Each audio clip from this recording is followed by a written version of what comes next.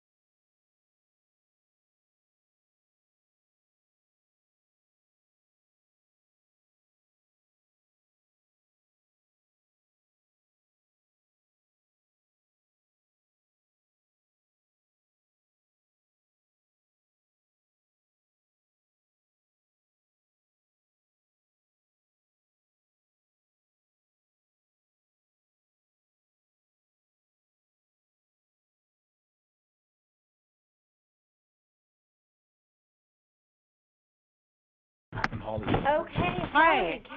Oh, perfect. You are on here. Well, then we will go ahead and get started. Hopefully everyone can see our screen at this point in time. And we are lucky to have both Taylor and Peter here, and Holly is going to take just a little time to introduce them before we jump in. Great. Thank you so much, Kristen. Hi, everybody. Thanks for joining. I hope you're all doing well. We are very lucky today to have Taylor Jones and Peter Van de Ventner talking about their really interesting and innovative zero-emission vehicle work. We're coming at this from two perspectives. Taylor is an advisor to Governor Brown in his office working on energy and environmental policy. Perhaps most importantly for CivicSpark members, she started out as an executive fellow and has, through hard work, very quickly gotten herself a real position. And so she works on zero-emission vehicle infrastructure planning and development, as well as sustainable buildings and environmental health issues. She's a Claremont McKenna graduate. So without a master's degree, she's done a series of internships and programs, and through dint of hard work has basically become one of our go-to folks on zero-emission vehicles. So we're very happy to have Taylor with us today. And I think she may also be a good person around your age to talk with about how does one get hired in state government and get to do interesting work.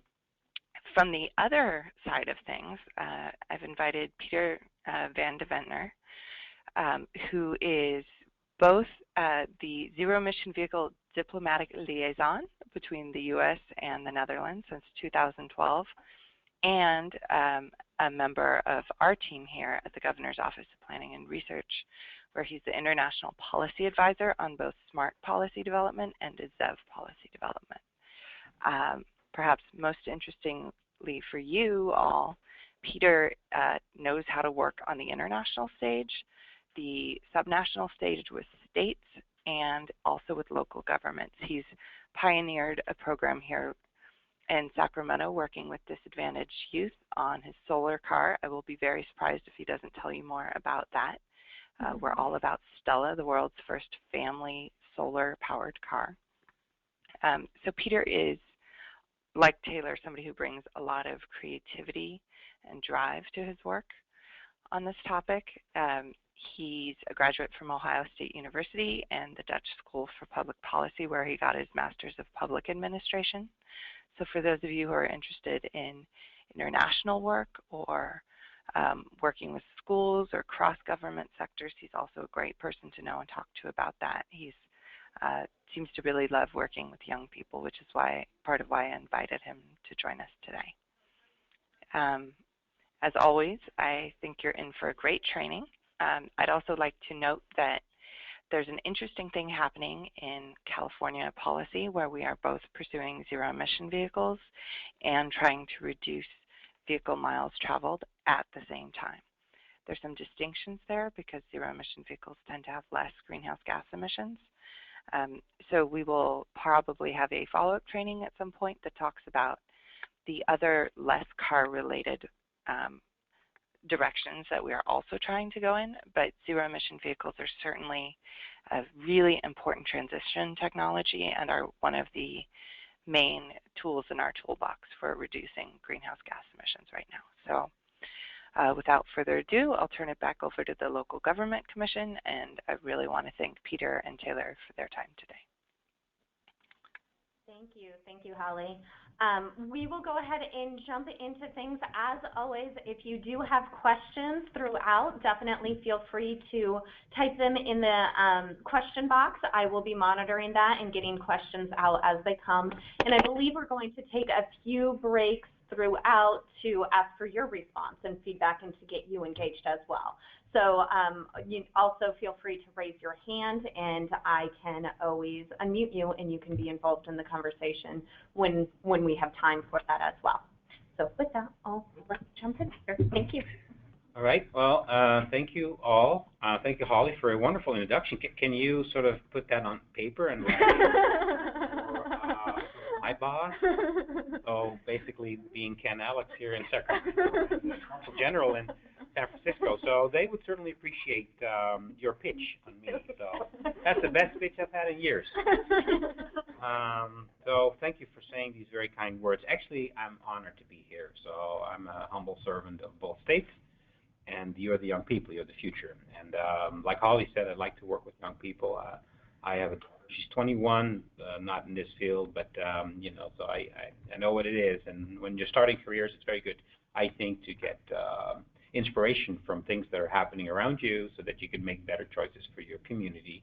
And you are representing communities. And I worked for a local community for about 7 years, the city of Leiden and its surroundings, and I know all about it. You know, the problems, the issues, but also some of the solutions and the exciting things that can happen if you work for local government. So I'm all with you today, and don't feel like, you know, hesitated or in any way to pose a question. So my name is kind of funny. So Holly said Peter Vandeventer. That's how you say it, but really my name is Peter van Deventer. So Peter Vandeventer sort of what happens to your name if you go to a foreign country. Nevertheless.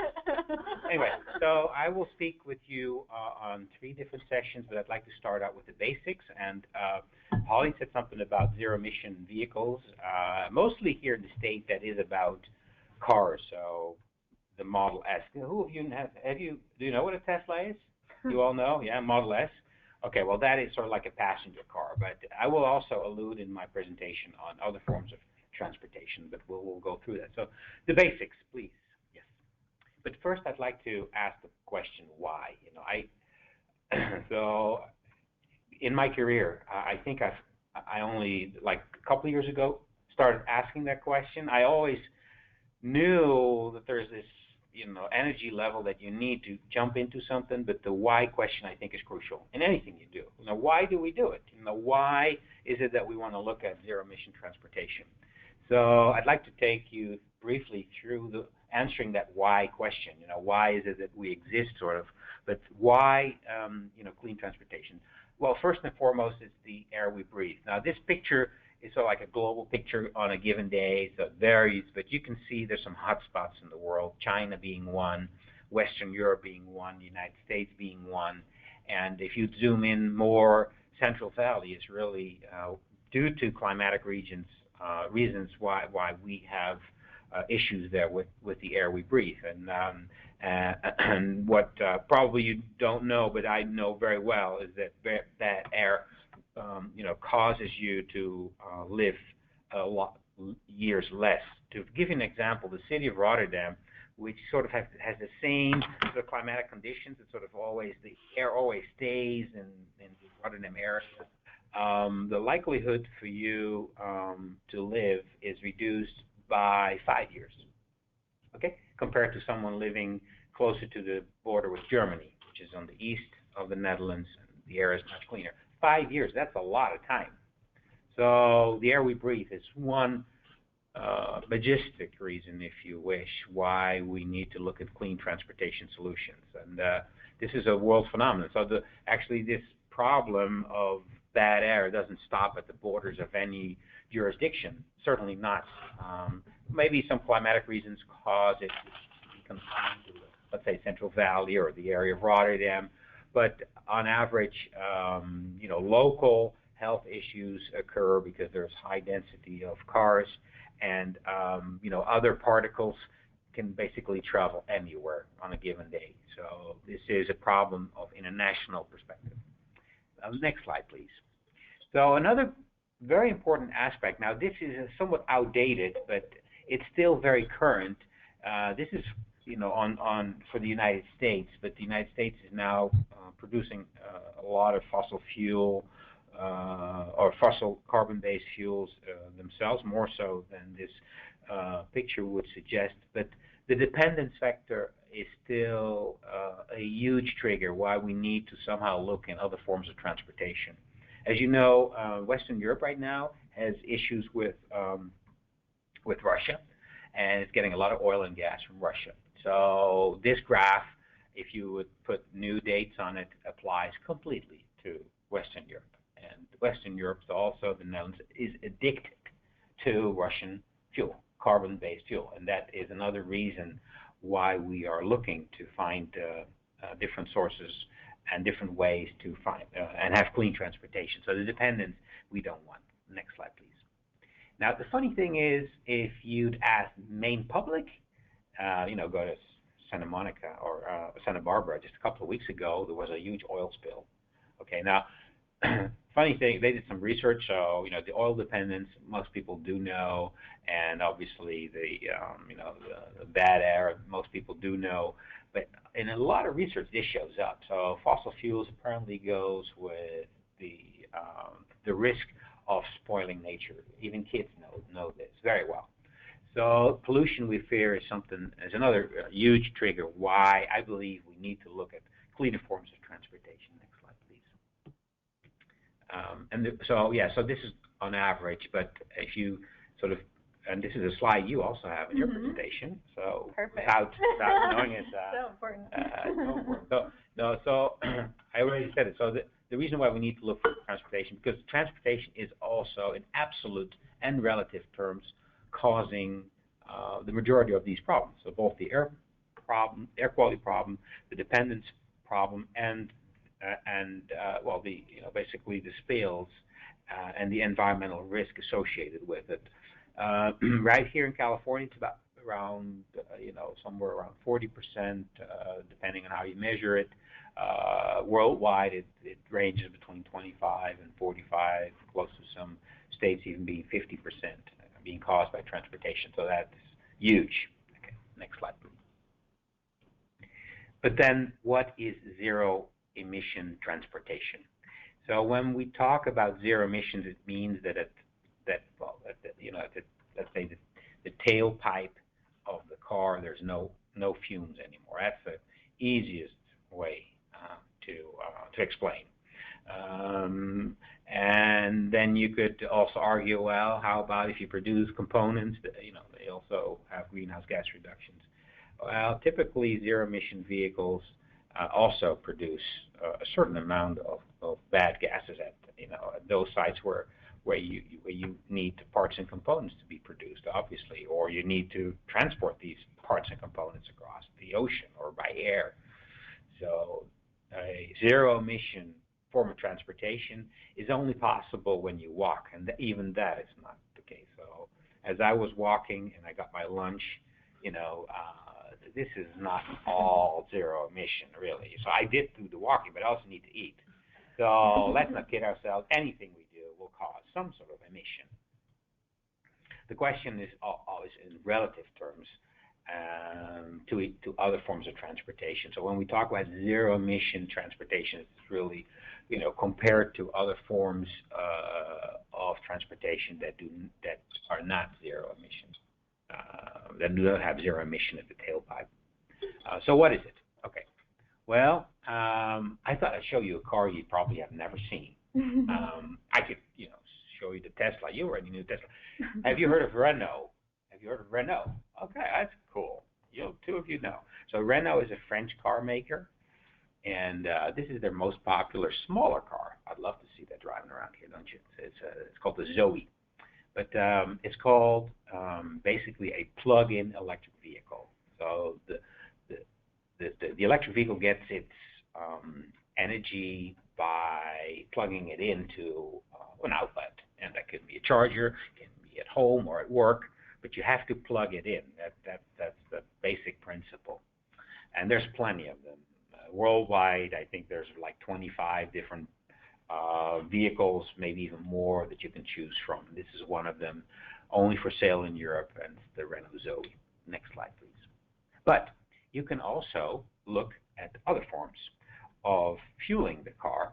And although 80%, 85% of the parts and components in fuel cell electric vehicles are similar, there's still a distinction, and I'll try to explain. So fuel cell, and they used to call it fuel cell hydrogen vehicles, so they basically have fuel cell that gets energy by having hydrogen on board the car, and that hydrogen is then translated into energy. Hydrogen, as you know, if you set that on fire, it'll go, there's going to be basically oxygen, it takes oxygen out of the air, and you have water. It's really pure water that gets out of the tailpipe. So again, that's zero emission transportation. There's some nice videos that you can see on internet where they actually have a glass at the tailpipe, and they sort of collect what's coming out of it. And our minister did that in the Netherlands about 6 years ago, and then he drank it. Okay, that's cool, right? So zero emission, but water comes out, but without any emission. But the main distinction is that hydrogen is obviously it's a gas, and you need to transport it. While energy is basically can be the grid, and the grid is already existing. So the issue and a colleague of Taylor is working to overcome that hurdle. So you need infrastructure. You do also need infrastructure, by the way, for charging electric vehicles through the plug-in version. But you do need a non-existing hydrogen network for these cars to really be able to run across the state. Now, there's some differences between the two cars, like I said, and the main difference at the time, at least, that we first started looking at these two versions of clean transportation is that the hydrogen vehicle typically has double the amount of range compared to a battery electric vehicle. However, Tesla, as you know, with their Model S, has a range that's already very close, and there's some car companies now working and saying that in 2 years' time, 3 years' time, they'll have a car also go on 250 miles, 300 miles. And that is typically the range of a hydrogen fuel cell. Also, remember that the range is also always dependent on the size of the battery. So, I mean, you can have a car that runs 1,000 miles, but then the battery may be somewhat heavy. Or you have to be smart, and that's the Stella. We'll talk about that later, and I'll give you a scoop. Get to the new Stella. The old Stella, I can tell you, already has a range of 550 miles, so that's 800 kilometers.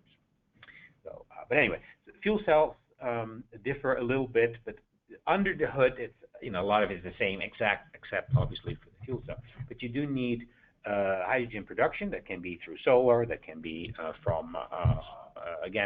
you can create hydrogen also from carbon fuels, but you need to stack it to store it, and then you need to fuel it, and it sort of feels and looks very similar to a gas station. So a natural position for fuel cell refueling stations would be at regular gas stations. Why not? I mean, that you would also have to bring it in by a large tank, road transport typically, and then you would have it at a tank station or a gas station, as you call them here in the U.S.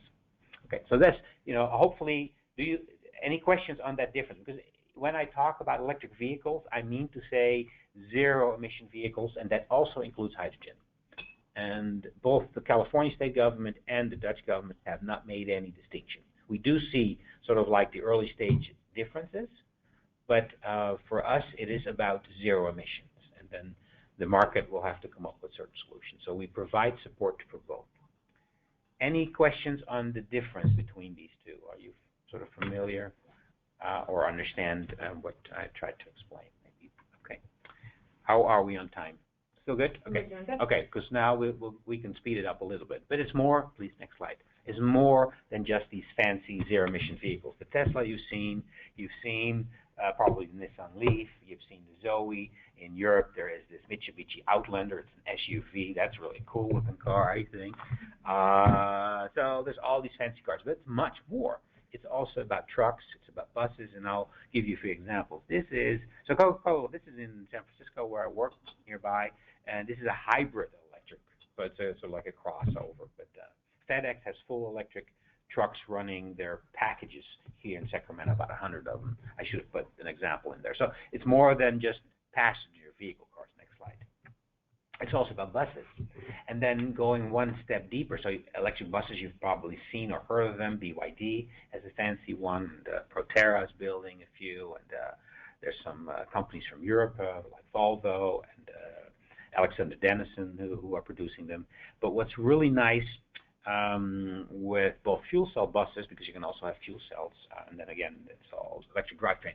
What's very nice with electric and fuel cell buses is that you can use other forms of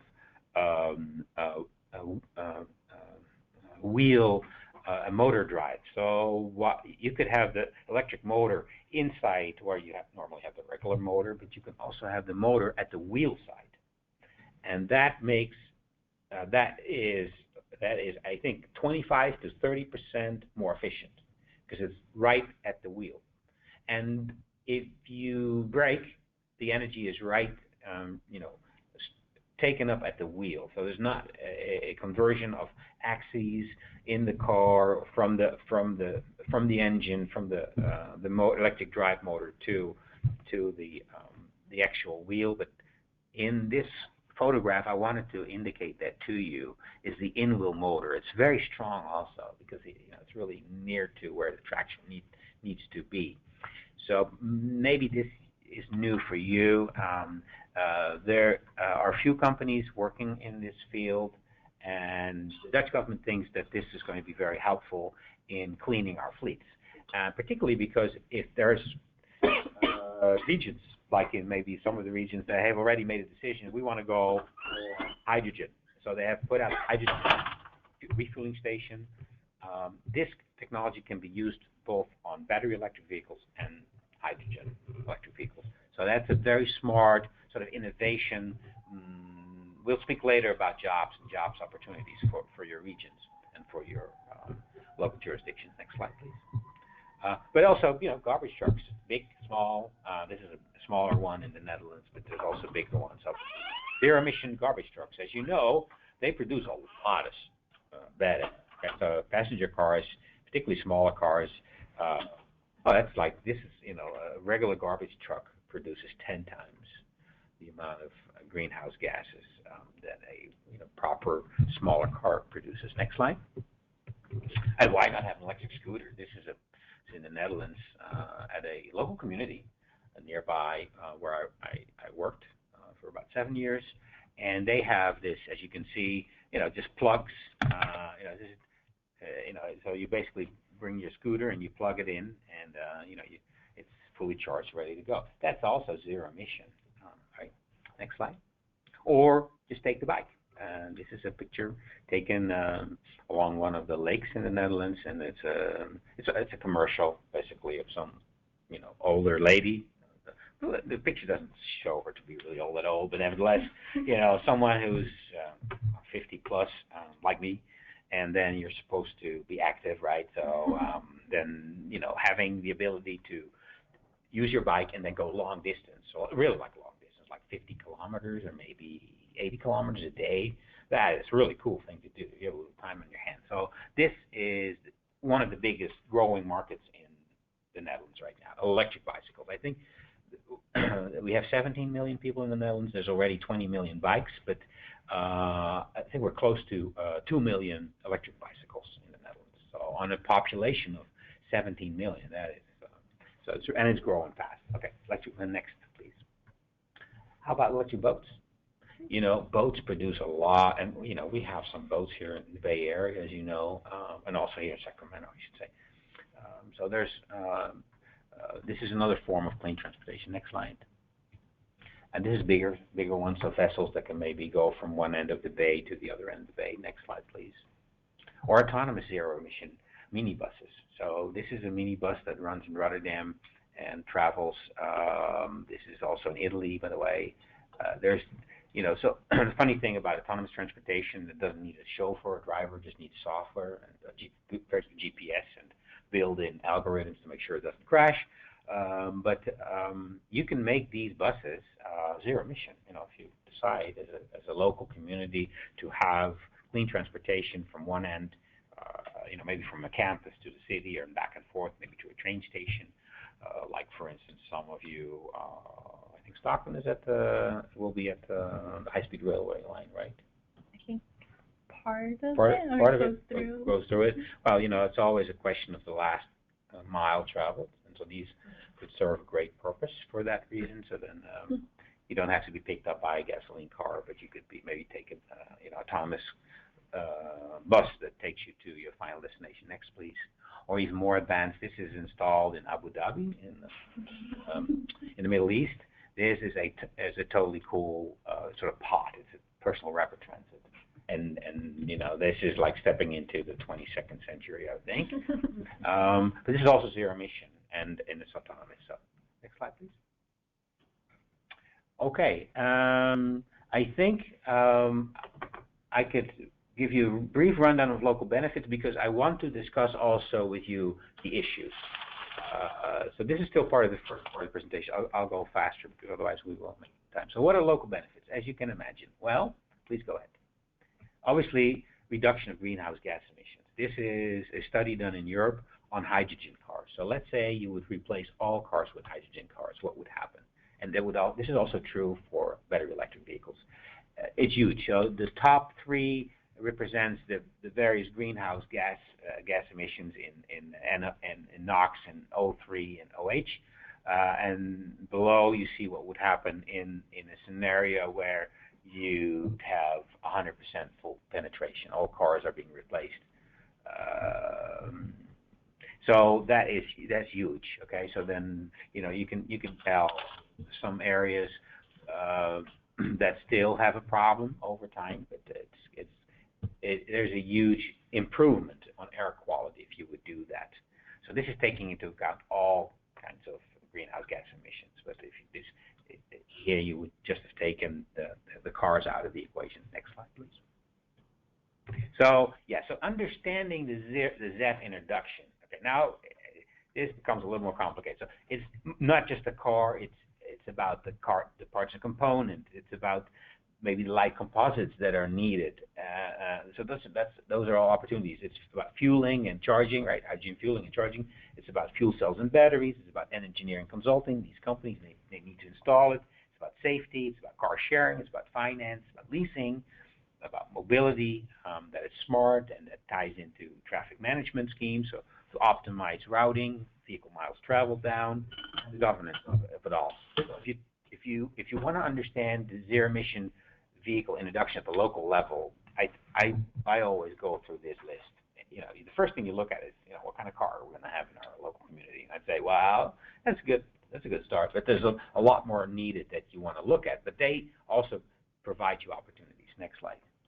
For instance, this is a report by the World Bank. It said that in 2020, it's only 5 years from now, this is the global, you know, value chain, $250 billion. So this represents a serious opportunity for local communities to say, hey, listen, we need clean air, but we also want to get the opportunities to either install or get a manufacturing base or partner with others.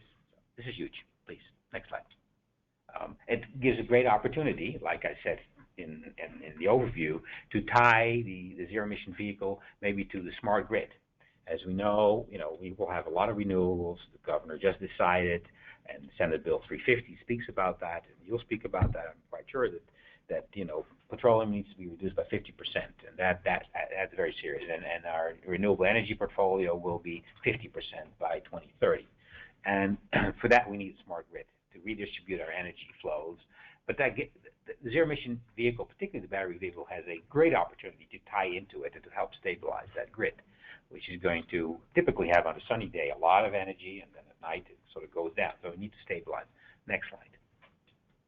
But it also allows for multimodal fueling in your area. So if you able somehow within your local communities to come up with an integrated transportation plan, you could maybe decide on having strategic locations for your charging infrastructure. This is, by the way, induction charging, so it's not visible anymore. It can even be subsurface of the road. And then you could sort of give all various forms of transportation, you give that a boost so that they can move on. This is maybe futuristic, not so much. I'll show you later on examples of London and the UK in general, but also the Netherlands and Germany, where this is now being given the opportunity.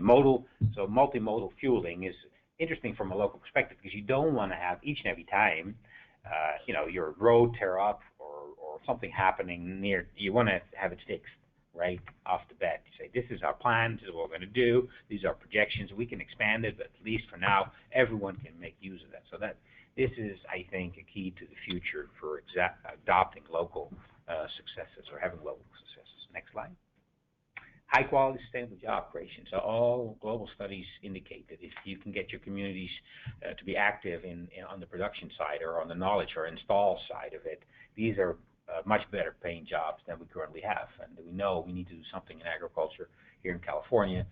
People are losing their jobs, so we're all looking to make that transition. You probably know in your region where you live. So this is great. This, by the way, is in Santa Cruz. This is Zero Motorcycles. They produce, I really like crafted in California. I mean, that's here.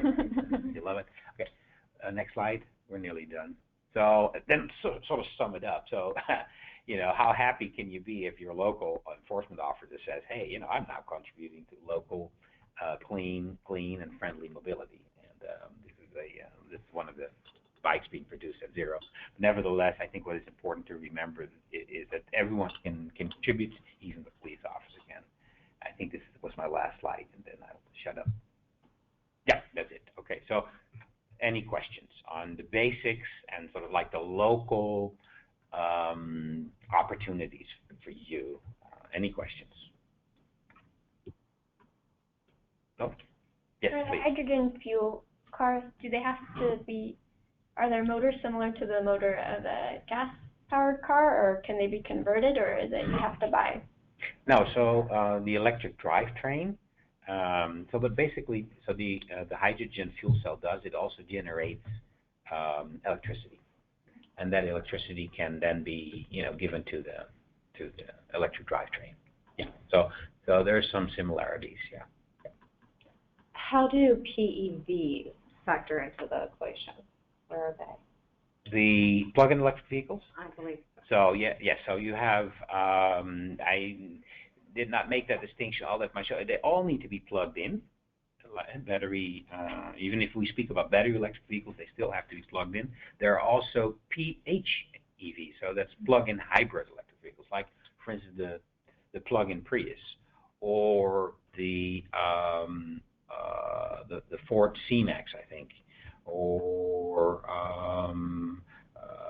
there is the BMW i3 that also has a little engine in it, so you can run both options. I hope that answers your question, but so battery electric vehicles are also plug-in electric vehicles, but there is this hybrid component. For some of the auto manufacturers, they believe that that's a better transition model, and that's why they sort of still have, or the Chevy Volt, that's a very important one. Chevy Volt also has an engine, a regular engine, and you put some gasoline in it, and then that little gasoline engine produces electricity, and that's being stored in the battery all the time. So, yeah. And sorry, just to clarify, it ended up being partial zero emission vehicles, which apparently is a Subaru. Or Subaru Yeah. Really tells us, Yeah. I don't know anything. At one point in time, that was sort of advertised but both the California state government and the Dutch government doesn't. I mean, it's nice that they sort of rebrand their cars, but that's not, that's not zero emission. A few other questions that have come in. Where's the most job growth in the sector, and what specializations are going to be in demand here and both overseas? Yeah, so I think the early growth is in the installment of charging infrastructure, because we need a lot. But let's not kid ourselves. Tesla has, I think, right now already 5,000, maybe 8,000 people being employed in Fremont. So that's huge. Okay, so that's automobile industry. I think where a lot of jobs will also be created is more on the IT side. So this, car as a service, right? So you've probably taken Uber. So that's that I think that's going to be huge. I think these cleaner forms of transportation will also lead to a new wave of other forms of transportation, Dan Sperling, Professor Dan Sperling always speaks about the Uberification of society, where we sort of share everything with each other. There's going to be a lot of apps needed for that. So I think that's another growing sector. It's very hard to distinguish, if that can be contributed to zero-emission transportation. But given the fact that we have such an enormous agenda in the next 20 years, for sure there's going to be people working on that side as well, a lot. Yeah. Excellent. I think we'll stop there with questions just to keep on time, and we're switching over to Kate. Thank you. That sounds great. That was a great introduction, Peter. Thank you. I'm also very happy to be here and have this discussion with you all. It's really exciting, and we're both very passionate about this area. So you can go to the next slide. Peter already discussed this, but I will put it maybe in just a more California context, even a few more statistics. So he mentioned 37% of California's kind of emissions pie is the transportation sector. And in 2012, California as a whole polluted 458 million metric tons of carbon dioxide equivalent. So to put that into perspective, it's second highest in the U.S. behind Texas, and about 20th on the international scale. So it's a lot. And kind of the bottom line here is that the California economy matters. It's a huge market, and helping to transition to a different kind of transportation sector could really make a huge impact. Next slide, please. Then he also touched on the air pollution. So zooming in from the world map, here's the California map. This is the U.S. EPA's ozone designation map for non-attainment areas. So the darkest red is extreme non-attainment. So as you can see, there are several counties in California that are in that dark red zone, and then almost half, if not more, of California is in a severe, serious, moderate non-attainment zone. So we have very serious air quality issues in California, and that's another part of the ZEV equation. Next slide, please. So the governor is famous for reminding Californians that we drive 32 million vehicles over 330 billion miles per year. He uses that line in many, many speeches across the state. Just to remind us, in California, we do have a love affair with cars. I mean, it's part of our history. It's part of the growth of California, and people like to drive. And most of that driving today is petroleum-based. So that's a huge challenge. And so the governor believes that climate change is truly an existential challenge. He uses quotes like this a lot. We face an existential challenge with the changes in our climate. The time to act is now, and the place to look is California. So I think we're all pretty familiar. I'm sure you guys, through your local work, you're familiar that California is often a leader on these issues. And what happens here often impacts, other states and jurisdictions outside of our borders. And whether that's, other states adopting a California standard, like our Clean Car Standard, which was very exciting. The federal government's finally catching up to our stringent policies. Or if it's more of a ripple down effect. California starts something, our market's so big that it just kind of, trickles elsewhere, which is another way that our policies affect places outside of our state. And so you might have heard as of recent, the governor has made a few different statements about climate change. One was in the inaugural address, which is what the picture up there is from. Another was an executive order recently. So now let's dive into what are the policies on the books in California. Next slide, please. So we know about the statistics now. We know about some of the problems. California's zero-emission vehicle goals are truly driven by that health aspect and the climate aspect. And so let's talk about our health goals for a second and air quality goals. So we have 2023 and 2025 attainment years coming up for ozone and particulate matter, which are set by the federal government, and also a 2032, another ozone attainment year. So we have those coming up, federal standards. As you can see from the map, we're not very close to meeting them yet. So we have a lot of work to do there. And then for climate-related goals, we have AB 32, which is the Global Warming Solutions Act that was passed in 2006, kind of California's landmark climate change legislation. And the goal in that was to reduce emissions of carbon dioxide greenhouse gas emissions to 1990 levels by 2020. So that milestone is coming up pretty soon, and we're on track as a state to meet and possibly exceed that goal. So that's pretty exciting. And then we also have a goal in the books to reduce emissions 80% of 1990 levels by 2050, which is kind of the longer term goal. So we have those two goals, and then what happened recently was the governor announced the interim goal, which is the more controversial goal of the three, I'd say, at this point.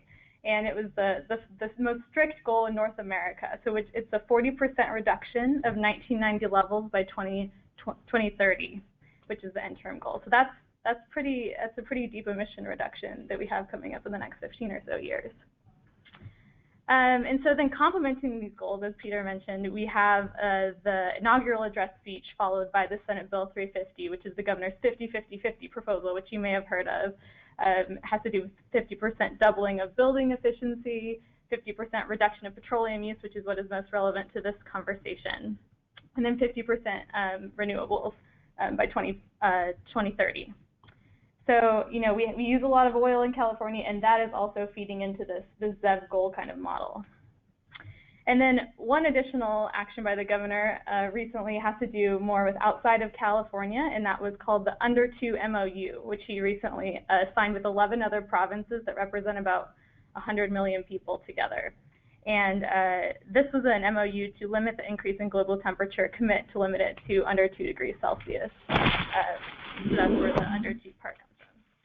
So then both of these feed into our ZEV goals. So what are our ZEV goals in California? Our ZEV goals are 1 million zero-emission vehicles on the road by 2020 and 1.5 million by 2025. And that was set by an executive order in 2012 by Governor Brown. So those are kind of what feed into the goals. It's not the only two things to do, but it's two of the major aspects. We can flip to the next slide. You might be thinking, where are we now? So in 5 years, our goal is to hit 1 million zero-emission vehicles on the road in California. We're at about 130,000, which doesn't sound like very many. So as you can see, you know, we have a lot of work to do, and but you know that graph is ramping up pretty quickly. So hopefully we can see some significant further adoption in the next few years. Okay. I think that's my section on policies and goals. Questions? Any questions? And this might be a question for both of you, but this is actually going back just with the introduction. A question that came in as we were talking is, how concerned are you with regards to rare earth metal extraction? Are there any great alternative options for ZEVs moving forward on batteries, fuel cells that can mitigate this concern? Very good question. Yeah, so we are very concerned about that. But it's a little chicken-egg problem. If you try to solve the big nut, or you want to crack the big nut, you want to make sure that you sort of start the transition, but always keep an eye on the longevity of it.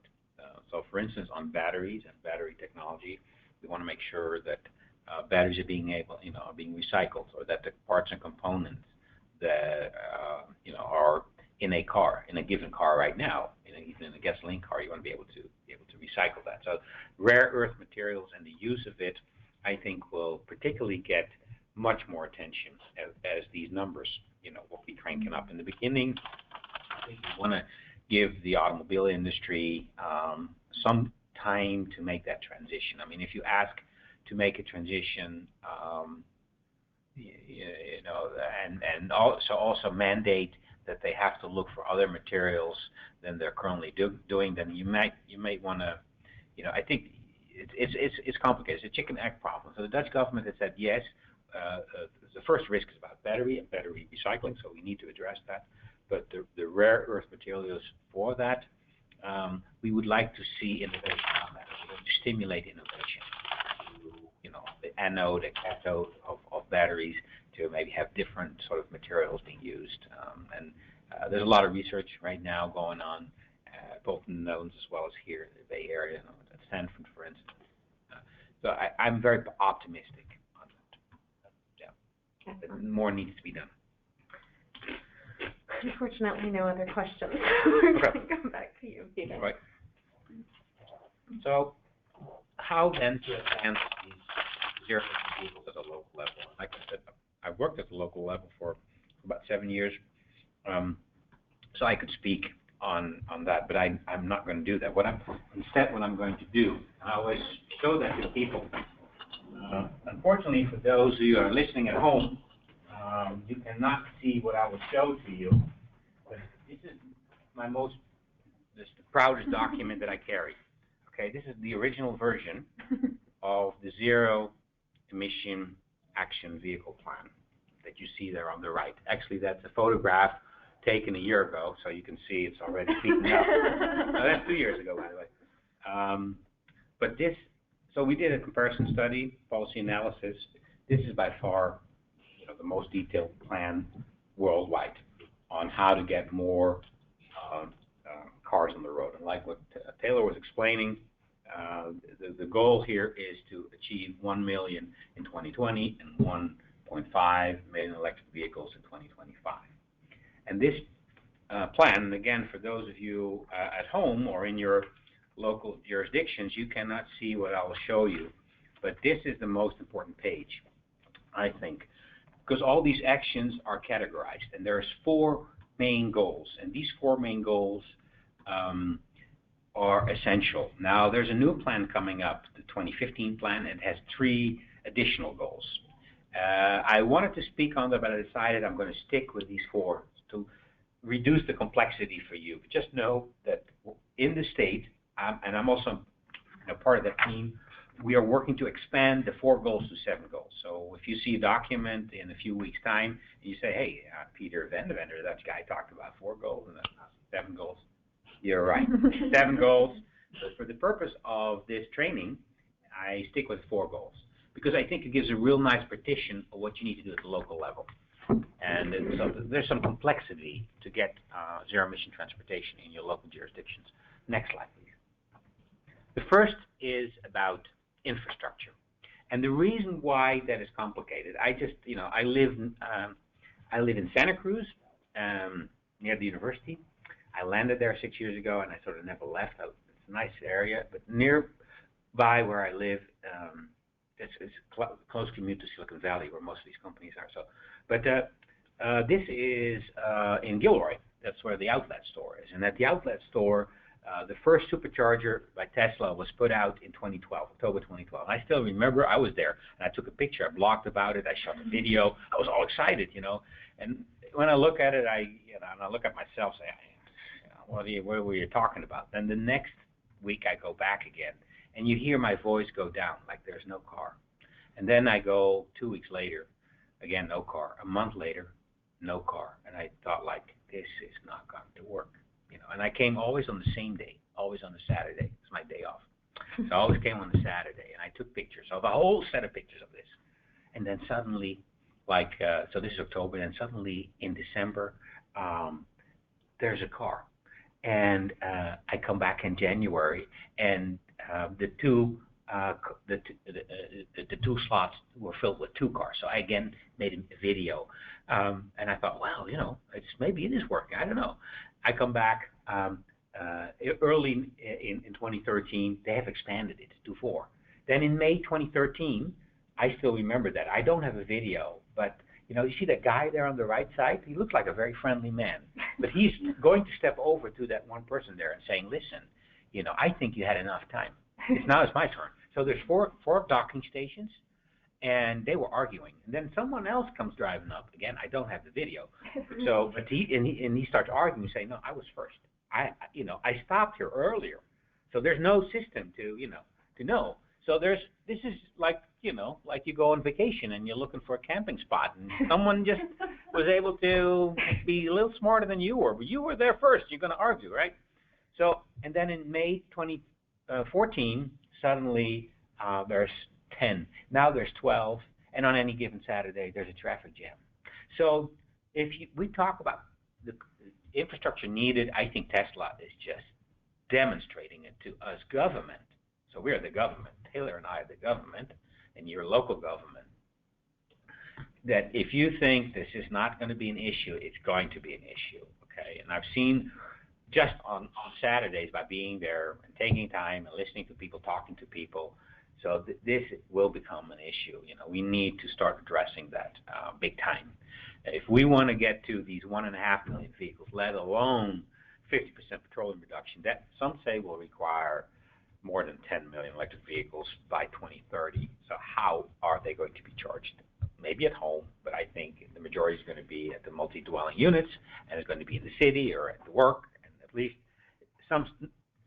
as local jurisdictions, you need to think ahead of time, and at least have a growth model made available. So it's crucial. So goal number 1 in the ZAF mandate is essential for the success or failure. So, and this is not a pretty sight. I mean, we have already invested so much. And we're getting 100,000 cars. That's great, but we need to go up much further. And you don't want to be part of a failure. You want to be part of success. I'm not frightening you. I'm just telling you. I mean, we're all going to be held responsible at one point in time, and so we should be. This is democracy, for the people, by the people, of the people, and we all are the people. So we want to make sure we do this right. Okay, next slide. So, but there's some good things out there. So the Plug-in Electric Vehicle Collaborative, for those of you who don't know, is the largest public-private partnership in the world that combines OEMs and utilities and universities, and they're based here right in Sacramento, staffed with people from ARB, and they have put out a couple of wonderful, leaflets, and this is about multi-unit dwellings. And the multi-unit dwellings is something that I think, particularly in your local jurisdictions, you need to start thinking about. At first they'll be the Tesla owners, and they may have a garage or a carport or something to charge their vehicles. But a lot of people live in multi-dwelling units, and you will be faced with somehow in urbanized regions, to address this topic. So, particularly if we start growing to these bigger numbers. Next slide. And you need to start thinking about this is a solution in the Netherlands, a charging plaza. So if you really need to bump up fast, you may want to be able to present a charging plaza concept.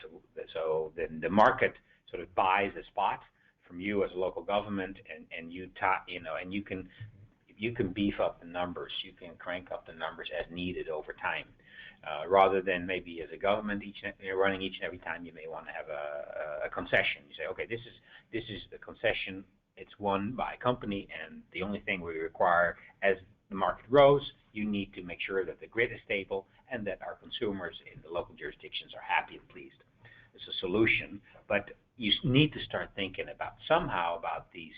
Well, the name Charging Plaza is a name, but you understand what I'm saying, right? So that it means that it can expand in both in terms of the kilowatt hours, maybe a battery bank next to the plaza, a lot of chargers. People can have easy access where you can swipe, or it can be measured automatically. You need to start thinking about that, because it will be needed to start with in your shopping centers, but I think also in the main areas in your cities and towns. Next slide. Okay, so then it's necessary to start planning ahead of time. Where do we need these charging plazas? Okay, where is the first wave? So you may want to think of agent-based modeling. That is a scientific sort of algorithm-based statistical analysis. As agent-based modeling. There's some very smart people in the world working on that right now. Maybe a little far-fetched for smaller communities, but I think larger communities will, at one point in time, have to think about how do we expand our network in a proper manner. It's complicated. You'll find out as soon as you start talking with utilities or those that are engineers that know all about setting up, a proper balancing and load system. Okay, next slide. And to give you some help, those of you who are familiar with the iCharge program, who is familiar with you with the iCharge program that BMW has? No? Okay. BMW, if you buy a BMW i3, that's a BMW i3. If you buy a BMW i3 in the Bay Area, they will give you $1,500 a year if you allow them to charge your vehicle when they think it's sort of the right time to charge. If you decide, no, I need to charge now, then obviously it'll be subtracted from the $1,500. But if you let them sort of, this is demand and response. Okay, so you say, okay, BMW, you can charge my vehicle when the utility is ready. So PG&E is a partner in this program, and iCharge program is something I believe that for your local community is going to be very interesting, because I won't judge, okay, and I've not done the research, but I know that if you would invite me to come and talk with your technical guys, I'm a civil engineer myself, my PhD is in civil engineering, so I know that some of your, the grid is not good, and probably, or you talk to someone in your engineering departments in your local jurisdictions, and they'll tell you, so then that you don't want to have any blackouts. So you need to start looking for solutions or incentives, and at the state level there are some of them that will help you make that transition in a proper manner. Because you don't want to start a program and say, oh yeah, let's bring in all these electric vehicles or hydrogen vehicles, would apply to a lesser degree, but but not having thought about the implications of what it means to the grid. This is a solution that the BMW is using. Anyway, next slide. And obviously, this is true for hydrogen and electric vehicles. You need solutions that will guide you to the right spot.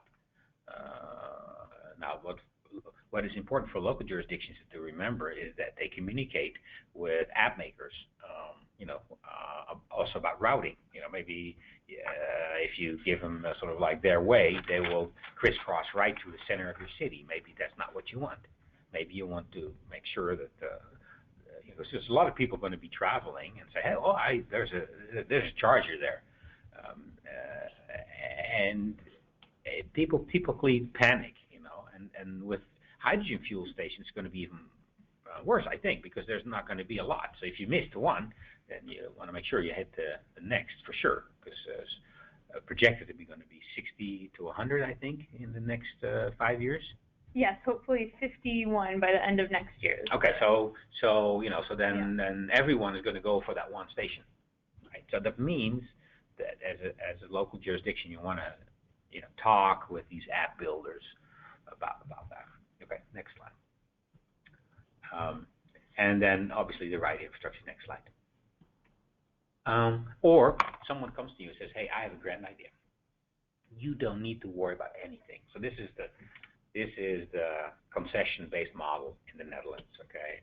And it needs maybe some tweaking in your laws, but this, along all major roads in the Netherlands, concessions were handed out to 250, and all these charges are put out there for free, as long as the concession owner has the right to have this for 10 years. They'll come at you with grand plans and say, listen, we'll put a solar roof on top, or we'll have a hydrogen tank next to it, and we will set you up. But again, remember, you are an asset owner. You own the assets of your city or jurisdiction. You want to make sure it fits into a larger set of changes that you want to see come about in your in your planning. So maybe this looks good, and maybe it does. Maybe it's a solution. But again, be ahead of the game. So know that these propositions will come to you, and since you are going to be the front leaders in your local jurisdictions, you're going to be first confronted with this idea, and then they'll ask you for a solution. Just know that there are some really nice examples elsewhere in the world of how that was done. this concession-based modeling, and it may help you find the right spots and still have proper planning and everyone being happy with the end result. Next slide, please.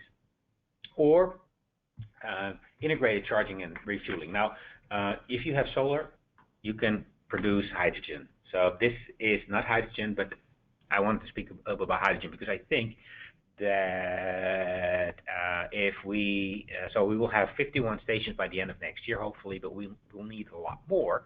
And if we need a lot more, then we will also have, we want to have them at remote locations where there's maybe not a grid to, or a tank, or you can also use excess of solar power to generate local hydrogen.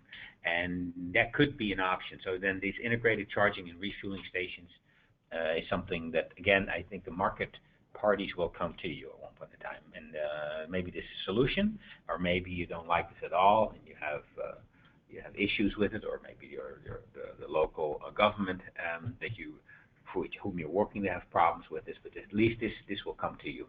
And I can give you a scoop that this will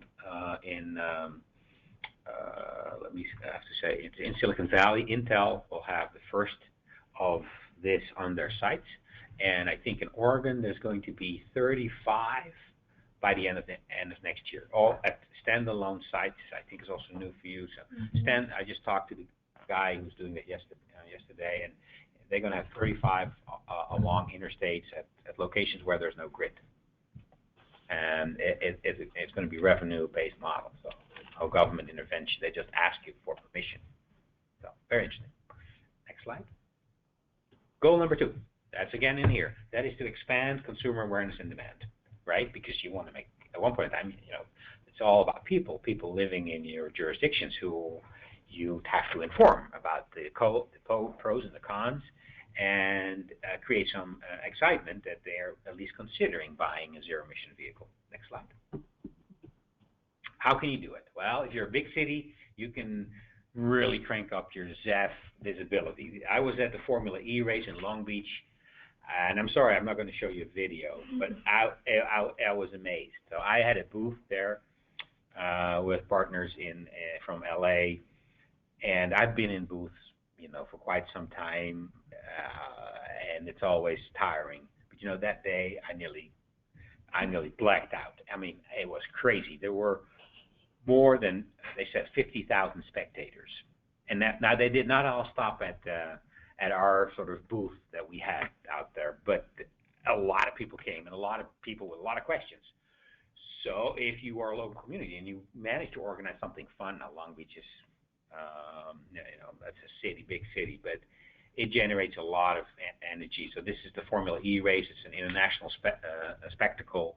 And I think they just had the last race in London this past weekend.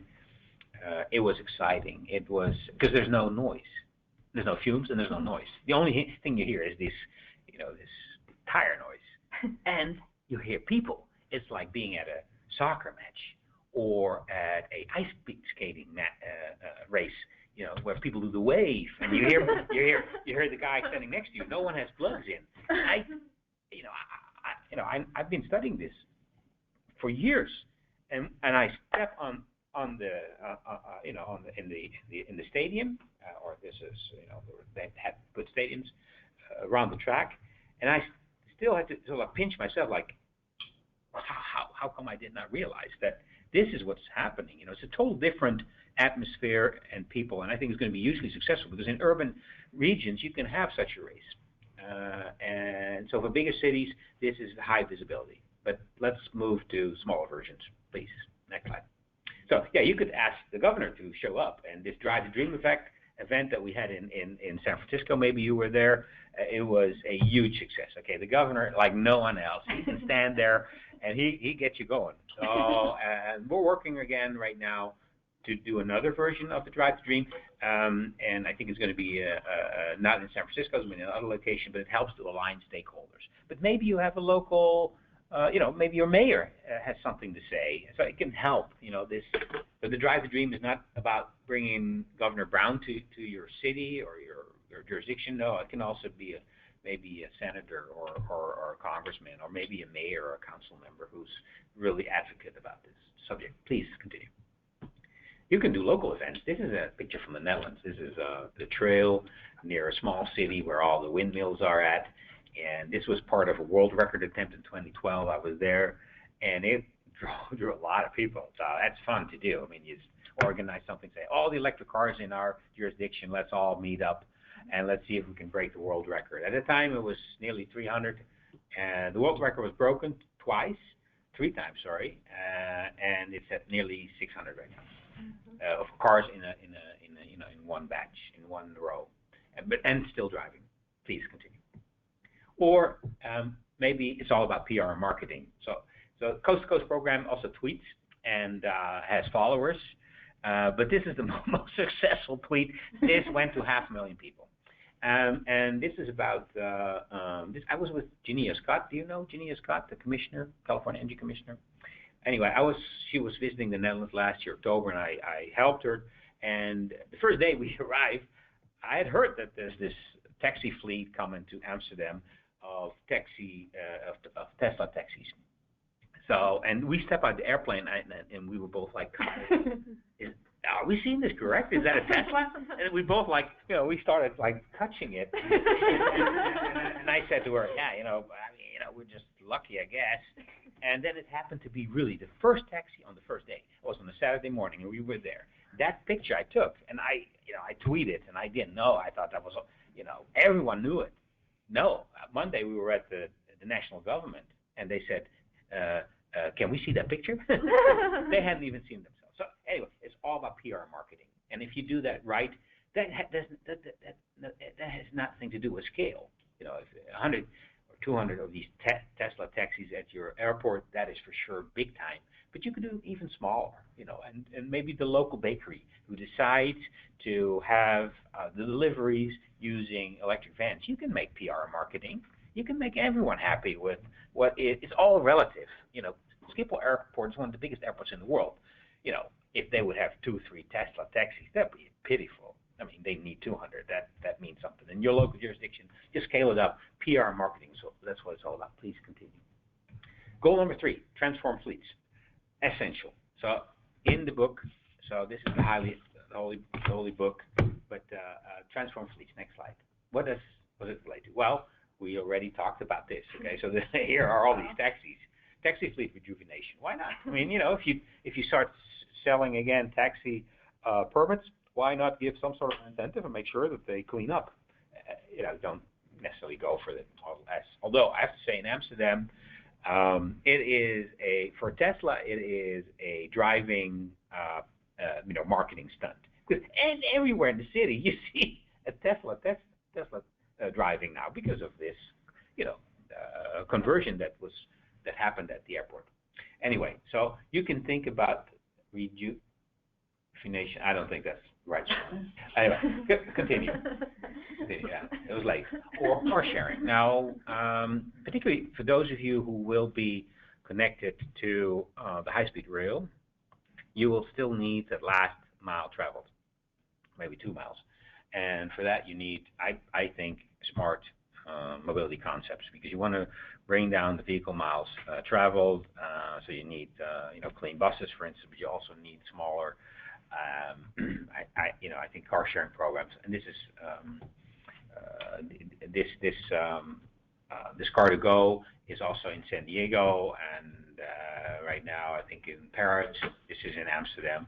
Like 300 of them, or maybe even 500 at the time. 10,000 members. It's hugely possible. And I think it can help reduce VMT, because you typically, if you have to pay for something, then you'll say, well, I'll walk this thing, okay, rather than taking the car. So, and young people, I don't know, who of you have a car? Oh, it's still a lot, okay. My daughter doesn't have a car. I see a lot of young people not having a car anymore, and they will, and particularly in urban areas, they'll take, whatever is available, an Uber or maybe a rental, a car share car. And what happens if you have to pay? They did some nice research. If you have to pay on a time-by-time basis, and it's half a mile walking, you say, no, I'm not going to pay for the car. I'll just walk. It's good for me. So actually vehicle miles traveled will reduce because of these car sharing programs. So important. Next slide. What's also important is in fleets is, this is Geneascon, by the way. This is in Rotterdam. This is stepping into 2030, really. This is the most advanced port in the world. Don't tell him in long future, all right? I'll tell you. This guy from Holland, he's probably crazy, but you know, I've seen both. I've seen all three ports and others as well. This is autonomous. It's battery driven, battery swapped even, and it's all zero emission logistics. It's perfect, and I think it's the next step forward. That if you have a port or if you have a distribution center or redistribution center, I think if we're talking about goal number 3 of changing fleets, you want to also look at that. But because the large polluters really are these big trucks, and you'll be in charge of that grand plan. So, you know, let me advise you, bring in that grand plan also, your redistribution centers, because we do truck a lot in this state. On Amazon, you buy anything on Amazon, but how is that package going to come to you? Someone needs, that's all transportation related. So these distribution centers, and they're for sure, there's probably in your jurisdiction 1 or 2, maybe even more. That's where I think a lot of the pollution comes from. So when the governor talks about bringing down petroleum use, but also greenhouse gas emissions, also look at these centers. How are they set up, and can you sort of incentivize at the local level that these owners of these distribution centers maybe start looking for these clean solutions? So the port of Rotterdam obviously is very sexy. I mean, you will not believe it's all automatic. These containers come from ships, lifted off autonomously onto these autonomous driving vehicles, and then they go to the stack. 10,000 of these containers are there. They stack, and then they pick another one. There's a truck waiting, electric truck waiting, or the electric railway. That is sexy. That is, 2030. I'm not saying that should be for everyone. I'm just saying, look at your local level, because there's a lot that can be done, and start working at the real problem, the big polluters. Okay, continue. So this is a transition now happening in the transit. The one on the left is in the Netherlands. There's 4 buses running with that induction plate continuously. So they'll, while loading, uploading passengers, people, in 5 minutes it has another charge and it can continue. The thing is, instead of overhead, which will require sometimes local jurisdictions to go through a lengthy process, this is just underground and it's easy. And the funny thing is, you see these buses on the right. Do you know where that could be? These double-decker buses, where could that be? Davis? Yeah, Davis. They have a Davis, but this is not a Davis. So this is in London. London will have all these double-decker buses, all new with this technology. So that's going to be huge. And so again, maybe you don't have double-decker buses in your jurisdiction, but you will have local transit agencies and they will also be looking. And that's actually one of these new goals, these 7 goals.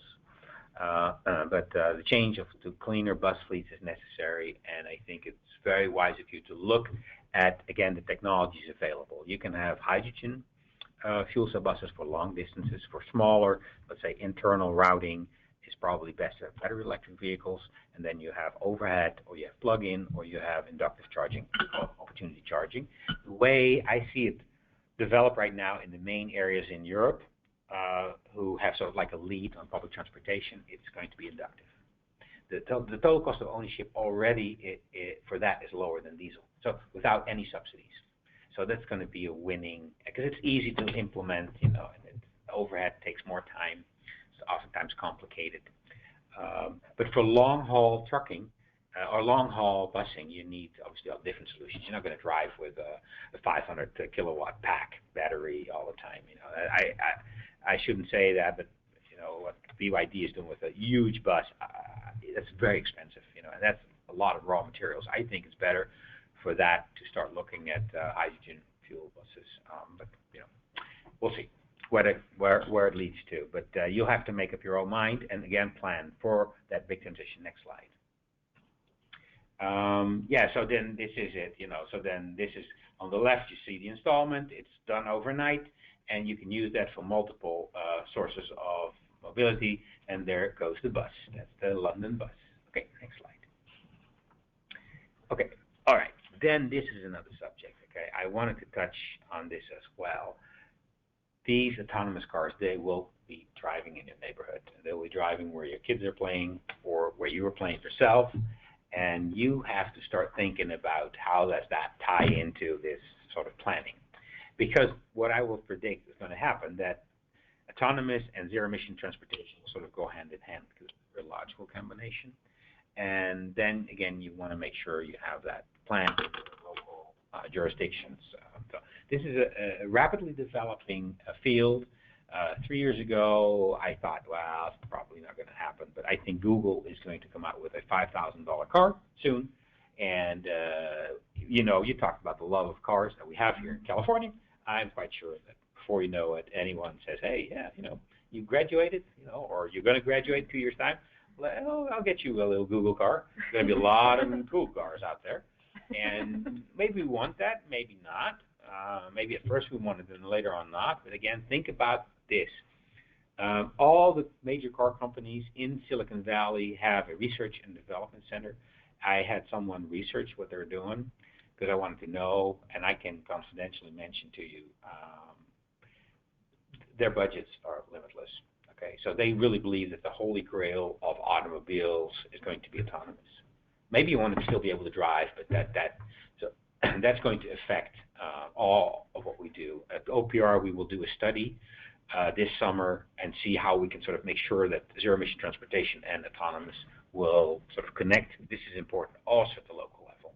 It'll come sooner to you than you know.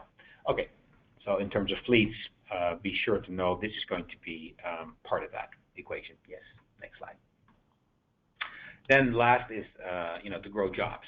And I think in those areas that are stricken right now with loss in agriculture of jobs, this is, I think, something you really want to look into. Next slide. For instance, the reason why, again, Joe, who is a voter in your jurisdiction, says, I just want a job. I don't care about clean transportation. I want to have a job. So if you do it the proper way, maybe it sort of aligns very well. Next slide. For instance, this in-wheel motor technology, that's high quality paying jobs, those are high quality jobs and very well paying jobs. Why not? If you start making the transition, sort of lure these innovative companies to you, because maybe having a production location in some of the jurisdiction in the Central Valley is going to be a lot cheaper than doing that in the Bay Area. So why not say, hey, we want a piece of the pie. It's going to help our clean transportation goals, but it's also going to help create maybe that job transition. You're going to be very popular if you can somehow create all of that. And this, again, will give you the guidelines. I'm just giving you, this is an example, and again, on the top right side, there's an electric bus, and on the left, the right corner is a hydrogen transporter using that same in-wheel motor technology. Next slide, please. Okay, so this is Merkel. I think Merkel is there. Yeah, Merkel was very happy with it's very happy with the technology. So if Merkel's happy, hopefully she will keep the Greeks on board today. I don't know. We'll see. That's a different subject. Next slide. Okay, or maybe like so in Abu Dhabi, they have a lot of money there, but this is actually running. It's very popular. So maybe this, if you have some industry that is interested in making parts or components, or maybe assembling it, again, start looking at it, because I think it's going to come at you, particularly with the high-speed rail and the last mile travel. So, but these companies, I know the high-speed rail is still maybe 10 years away before it arrives, but you want to make sure that these companies have a shot at it long before that, because then it's too late. We're not going to be in the market. All right, next step. Or, other forms of transporters that you need for these distribution centers. Again, all zero-emission transporters. Next slide. Or, and this is maybe a little more advanced, in Silicon Valley, there's a company called NXP. They just bought Freescale. It's a $40 billion company. That's a serious company. It used to be Philips. That's where this NX stands for. And it's one of the largest semiconductor producers in the world, but then dedicated. And this ties very much into what I said about apps and about data and about technology, high-end technology. So if you have somehow the capability of bringing these companies on board, now NXP is firmly based in San Jose. They're not going to leave, but these companies are very profitable. I think NXP last year had a profit margin of $5 billion. So it's huge, and it's growing every year. Next slide. Okay, and then in terms of creating local jobs for them, actually, this was a tie-in to the Rio Linda project, and I'll speak about that a little later. So in terms of corporate social responsibility, they helped bring these kids to California. I'll speak about that in my last topic, or my last session. But just so that you know that, if these companies, and this is big, NXP is one of the bigger companies in this field, but if they can get interested to invest and be connected with local communities. So it's funny that this is a Dutch company who really connected very well. Do you know the Rio Linda School? Have you heard of it? It's really it's an impoverished area just outside of Sacramento here, and we connected with them, and this company has connected. So it's in terms of creating jobs, so they get enthused about it, and they will invest more, I think, in this business. So I'll leave it at that for now. Thank you. Any questions? I think we're going to hold on questions for the time being, just to move to Taylor, since we're running a little over on time. We'll come back to questions if we have time at the end. Yeah, thank you. That sounds great. So as we just heard, ultimately, ZEV adoption occurs at the local level, and we call it, it's the momentum building, it's the ground game, it's, my friend bought a ZEV, or this is the first ZEV I've ever seen in my city, or it can be a local department, like a local planning agency, for example, learning about hydrogen for the first time. It's all very confusing, and sorting through it is tough. So when we start to think about various state programs, resources, and activities, I think it's always helpful to go back to the core question of what is the role of state government in this space, and why is government necessary if it's more of a local issue? So the simplest answer might be that government is often necessary, you hear, when the private markets are failing, when there's something that isn't happening naturally, whether it's because they're not taking into account externalities associated with climate change and air pollution, or if it's just not happening fast enough. Because we know the automakers, they're turning out great cars, but the adoption is not quite as fast as we'd like to see it. The state of California has recognized that we need to take swift action, and we've seen that local governments need support and guidance, and the state can play a really great convening and connecting role in that sense. And it's truly just a main huge societal shift in how we move. And I think it's still very telling. I'm originally from Arizona, and every time I go back, I get excited because I see a couple more Leafs and a couple more Teslas, and I'm like, okay, it's been 6 months, And my mom lives in New Mexico, which is where I was born, and I go there and I see almost none. So it's really telling when you come out here and you see the difference, and then you look at other parts of the country and you're like, wow, we've got a long, long way to go. And on top of that, there was a UC Davis study, Shelby and I were talking about it, that came out recently, and there was data about what do people know about awareness in zero-emission vehicles, and they often know that they exist. Like, I know that a hybrid is a car that probably will cost less money over the lifetime, runs on something that's not gas, or it might run on gas if it's a hybrid. But knowing exactly what is a plug-in hybrid can be extremely confusing, and I think it's important to remember that as we continue to work in this space and educate others. So I immediately started calling my friends, so can you tell me what a plug-in electric Prius is? What does it run on? And they're like, well, I think it's electricity, maybe part gas. It's just really confusing. So we should keep that in mind as we move forward. So next slide, please. So we begin to talk about government. In the ZEV space, there are typically 3 major players as far as sectors that we talk about. So we have the government, we have automakers who are bringing the cars, and they have a lot of consumer interface. And then we have the infrastructure providers who also have a lot of consumer interface. They provide the charging and the fueling services. So the role of state government in this space is often to help these other 2 players for the ultimate benefit of Californians and to advance our shared goals and build that market confidence, as you can see in the middle of that chart. So, you know, building a market to a place where it will take over on its own and become, you know, a technology that's throughout our state. So if you look at the left side of that diagram, what can government do to help automakers? Well, one of the main things we can do is help reduce those upfront costs of the vehicles. It's new technology, it's very expensive. In California, we have the Clean Vehicle Rebate Program, which you probably have heard of. Currently, we offer $1,500 for a plug-in hybrid electric vehicle rebate off the sticker price, $2,500 for a pure electric, you know, battery electric plug-in car, and $5,000 for a fuel cell electric vehicle. And that's often, you know, the incentives change, and it's in large part due to where the markets are. People say the hydrogen car market's like a few years behind where the EV cars are at. So, and that's reflected in those incentive values. So to date, California has issued about 60,000 rebates, which is quite a few, and totaling about $144 million, to give you some scope. So there's also, what can government do for automakers? Provide non-monetary incentives like those HOV lane access stickers we all love, and I can't wait to have one. So, you know, there are lots of things like that government can do. And also expand access to zero-emission vehicles. It's something that automakers are looking for. Certain parts of California have higher adoption than other areas. I think we're all pretty familiar with that. So then looking at the right side of that chart, what can government do for infrastructure providers? Well, one very important thing is, again, with the funding. We can help provide long-term funding for infrastructure. And there's a program through Assembly Bill 8 that provides $150 million annually, $100 through the Energy Commission and $50 million through the Air Resources Board to help with infrastructure, both hydrogen and electric. So that's very important.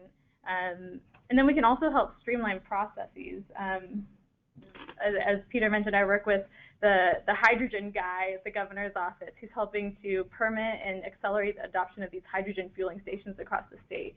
So he's working with local planning departments to try to figure out how can we make, you know, this easier for you, this easier for the station developer, because, you know, it's easy. Gas stations are well known. They're everywhere. They're absolutely everywhere. And when you bring in a new technology, I mean, it's not only the car is confusing, but the equipment's confusing, and how you get it's confusing. So there's a lot of guidance that the state can provide. And we can also help from the high level say, you know, well, this local jurisdiction did this, and this did this, and it was the same situation, and we're able to make that connection really easily.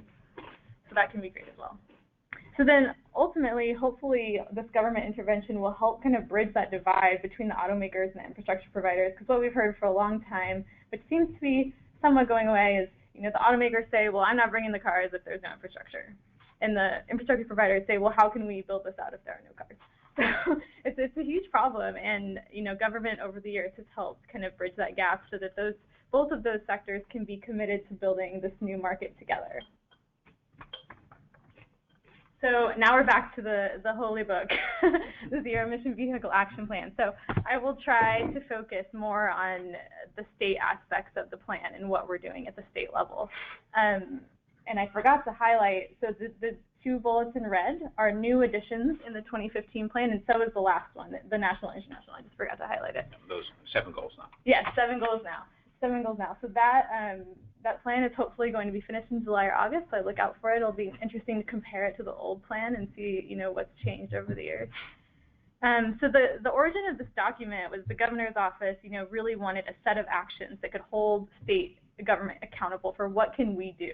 And there are about 10 or 11 agencies in the state government involved in this plan, which is kind of a lot. And you think about the Energy Commission, the Air Resources Board, but then there are many, many others who are involved in either, you know, fleets or it's air pollution. You know, there's lots of different ways that state government is involved.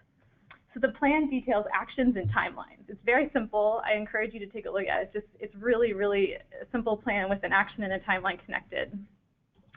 And as Peter mentioned, these sections really pretty well capture some of the core issues with zero-emission vehicle adoption. So as far as the first section, building consumer awareness and demand, at the state, like I mentioned, we provide those monetary and non-monetary incentives. We're trying to think about new ways in advertising. So there are a couple different factors here. Maybe, you know, sending a letter to a new person who's bought an EV, you know, saying like, thanks for making California better. Just those little things that can help, you know, accelerate adoption, or they show their neighbor, you know, something like that. Or, you know, going for something larger, like a national ad campaign is something we're considering. So those are exciting things that are in the new plan. enable necessary infrastructure. So we talked about funding for infrastructure. State government can also help try to figure out where infrastructure should go. So we have some access to the, to academia and other connections through the PEV collaborative, as mentioned, where we can help figure out where should the next rounds of infrastructure go. And I love to steal this line from Tyson. He has a great way of thinking about infrastructure, I think, and it's that we don't know what exactly infrastructure will look like, and it's kind of hard to imagine. But what we do know is what it will feel like. So we know what it feels like to be able to drive up to Reading and not have to worry in my fuel cell car that I'll be able to fill my, hydrogen, or that I'm, a mom with 2 screaming kids in the back and won't have to wait at the outlets in Gilroy to charge my Tesla. So we know what it feels like. It's just how to get there is challenging.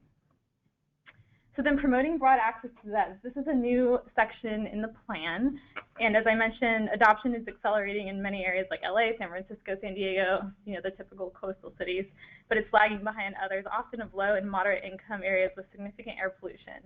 So we need to find a way to better match up the adoption in those areas. So in the new plan, we propose actions like maybe considering higher rebates in those areas compared to the coastal cities, which could cause some problems with buyers, but it seems like it's something that could be worthwhile pursuing. Or, like you mentioned, electrifying public transportation. Has anyone seen the hydrogen buses in Berkeley? No? Yeah? Yesterday yeah. I saw them again. Yeah. Grand. Yeah. Yeah, they're pretty cool. You see them going around, I get excited every time I go there. So then the next section of the plan, which is also a new one, is expanding the use of zero-emission technologies in rail, freight, medium, and heavy duty. We've kind of, I don't want to say overlooked this sector so far because the light-duty sector is very important and important from a public perspective, but this sector is also a significant source of air pollution, and we have a lot of goods movement in California. So in the new plan, we propose things like developing a freight strategy to help transition to zero or near zero emission technologies, pilot projects for larger vehicles, thinking about New Mexico again, every 3 or 4 cars I see is a truck, and we just don't have a great solution for that right now. They're coming, but it's not readily available. And then also high-speed rail, which is an important part that's in this plan, making sure that we follow through on that, and the transportation hubs that surround it. Yep. So then transform fleets, the same as the old plan. It provides a great visibility for local public fleets, private fleets, and we can do things like help streamline and bring together those big events with lots of people and say hey, look what UPS is doing. This is great. Your company should consider this. And something we're also thinking about from the business perspective is how to engage more of those small businesses who have different. If you add them up across the state, there would be a lot of businesses with significant air pollution benefits. So then we have capturing economic development opportunities. So not only does that save consumer money, but it's also a potential growth sector, like Peter mentioned. And for this section in the plan, looking forward, we're trying to figure out what is out there. What does the ZEV sector look like? What are the different people working in these spaces, and what kind of workforce will we need for the future?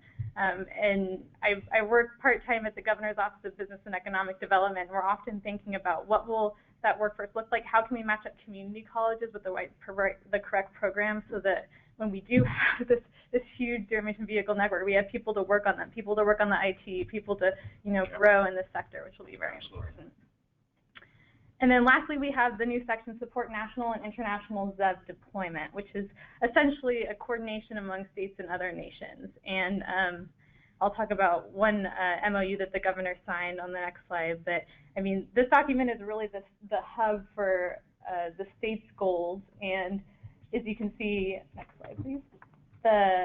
The governor recently signed, or recently, a couple of years ago, the MOU, the 8-state ZEV MOU, which is the goal that these 8 states together will get 3.3 million vehicles on their roadways by 2025. And when you look through this plan, you're going to think it looks a lot like the California plan. It's very similar. I mean, the California document is world-leading, like Peter mentioned. So a lot of the actions are similar, but it just, again, shows that connection among other jurisdictions and the governor's commitment to that. So I think now I'll hand it off to Peter to discuss more of the international. Yeah. So I do not have slides. I'll just do this. So I do have one slide on the signed document on the zero emission agreement between California and the Netherlands, which is the first in the world outside of these 8 states. So about international perspective, what I would like to add, and then we can move on to the last section of the program. As you may remember, my first slide showed or tried to answer the why question about air pollution, local, regional, and international, and we all agreed, or we all understood, I think, that this is not an issue that is just confined to the street where you live, where that car is driving. It'll be all over. So in terms of solving the solution, it also needs international cooperation, I believe, and that's not so much about accepting that we have a problem. No, working towards the solution.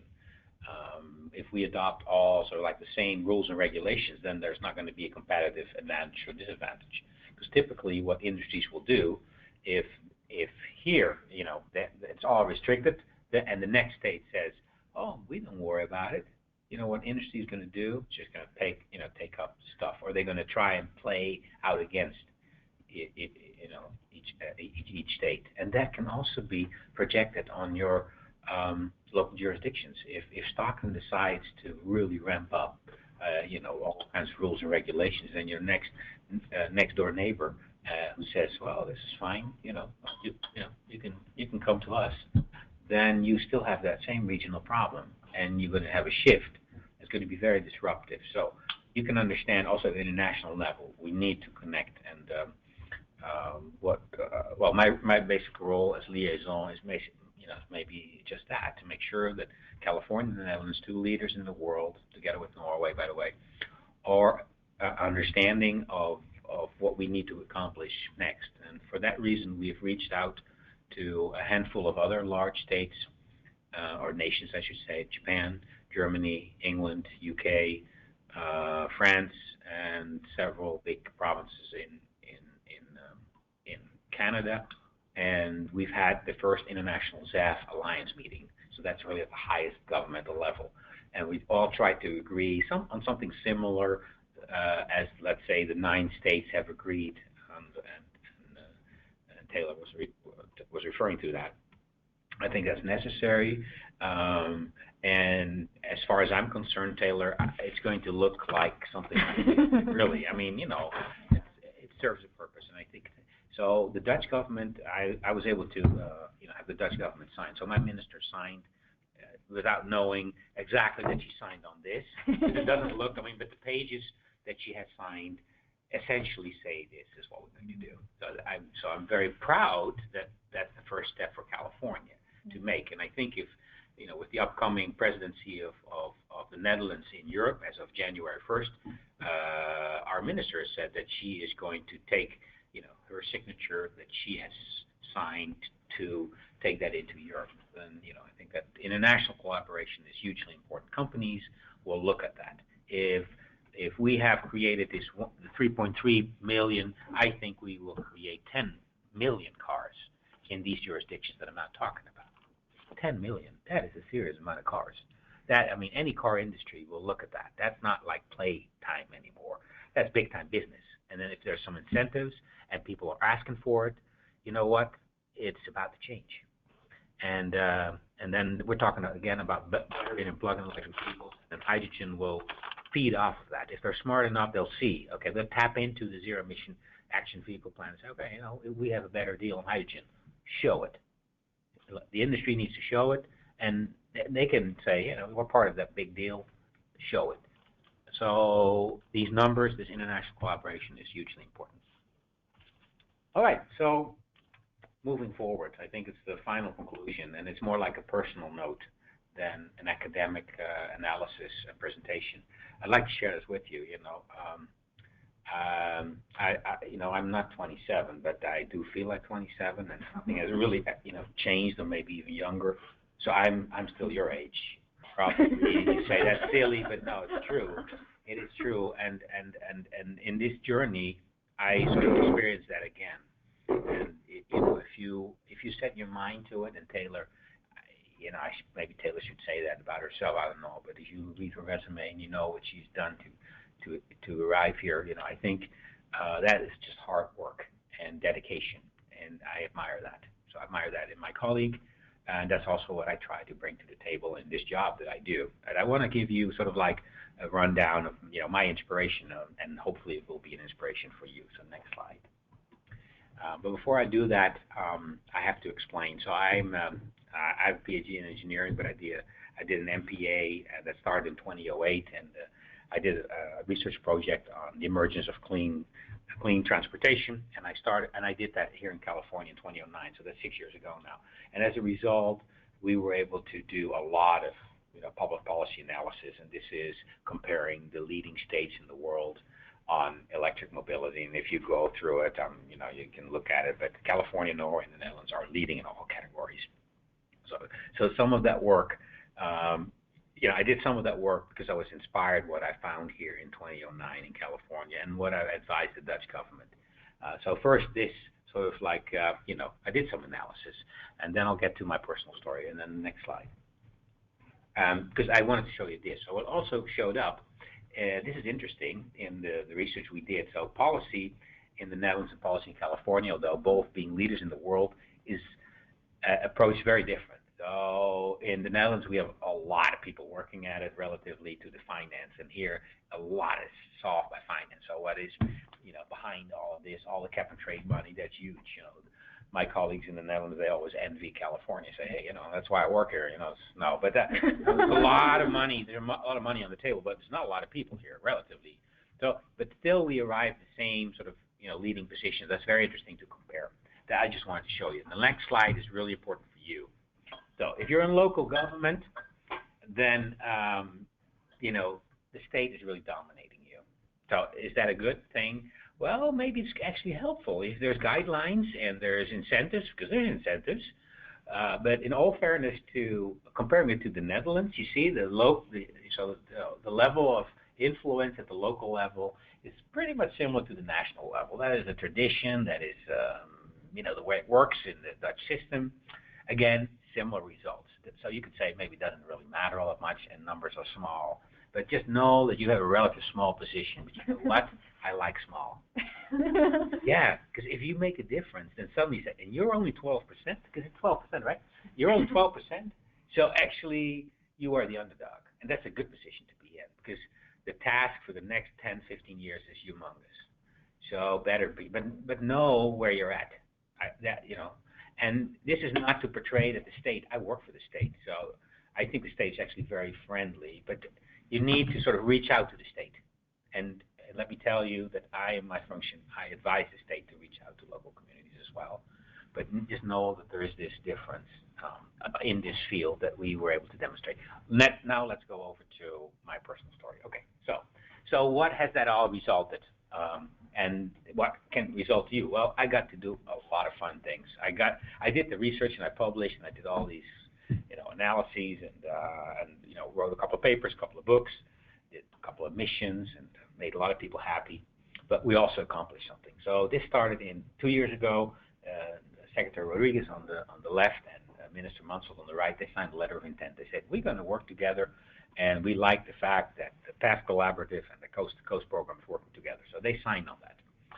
Next slide. And they basically said, yeah, go ahead. This partnership that you've, between two states, work on it. So they were happy, and we were able to send. That was a memorandum of understanding. So that's a higher level. Next slide. And as a result, we brought Stella to the United States. Now, Stella is that solar car, and I'll come back to it later. But you know what? Everywhere we went, state capitol, we were at NXP, we were at Stanford. Everyone was smiling. Again, that's Secretary Rodriguez. He had a spin around the block in this vehicle. I was not driving, but he had so much fun. So I got to do that, right? Because of this transatlantic liaison position, I got to do, bring this unique car, a car that drives 550 miles. This car does. The new one will drive 900 miles on a single charge, just solar panels, 900 miles.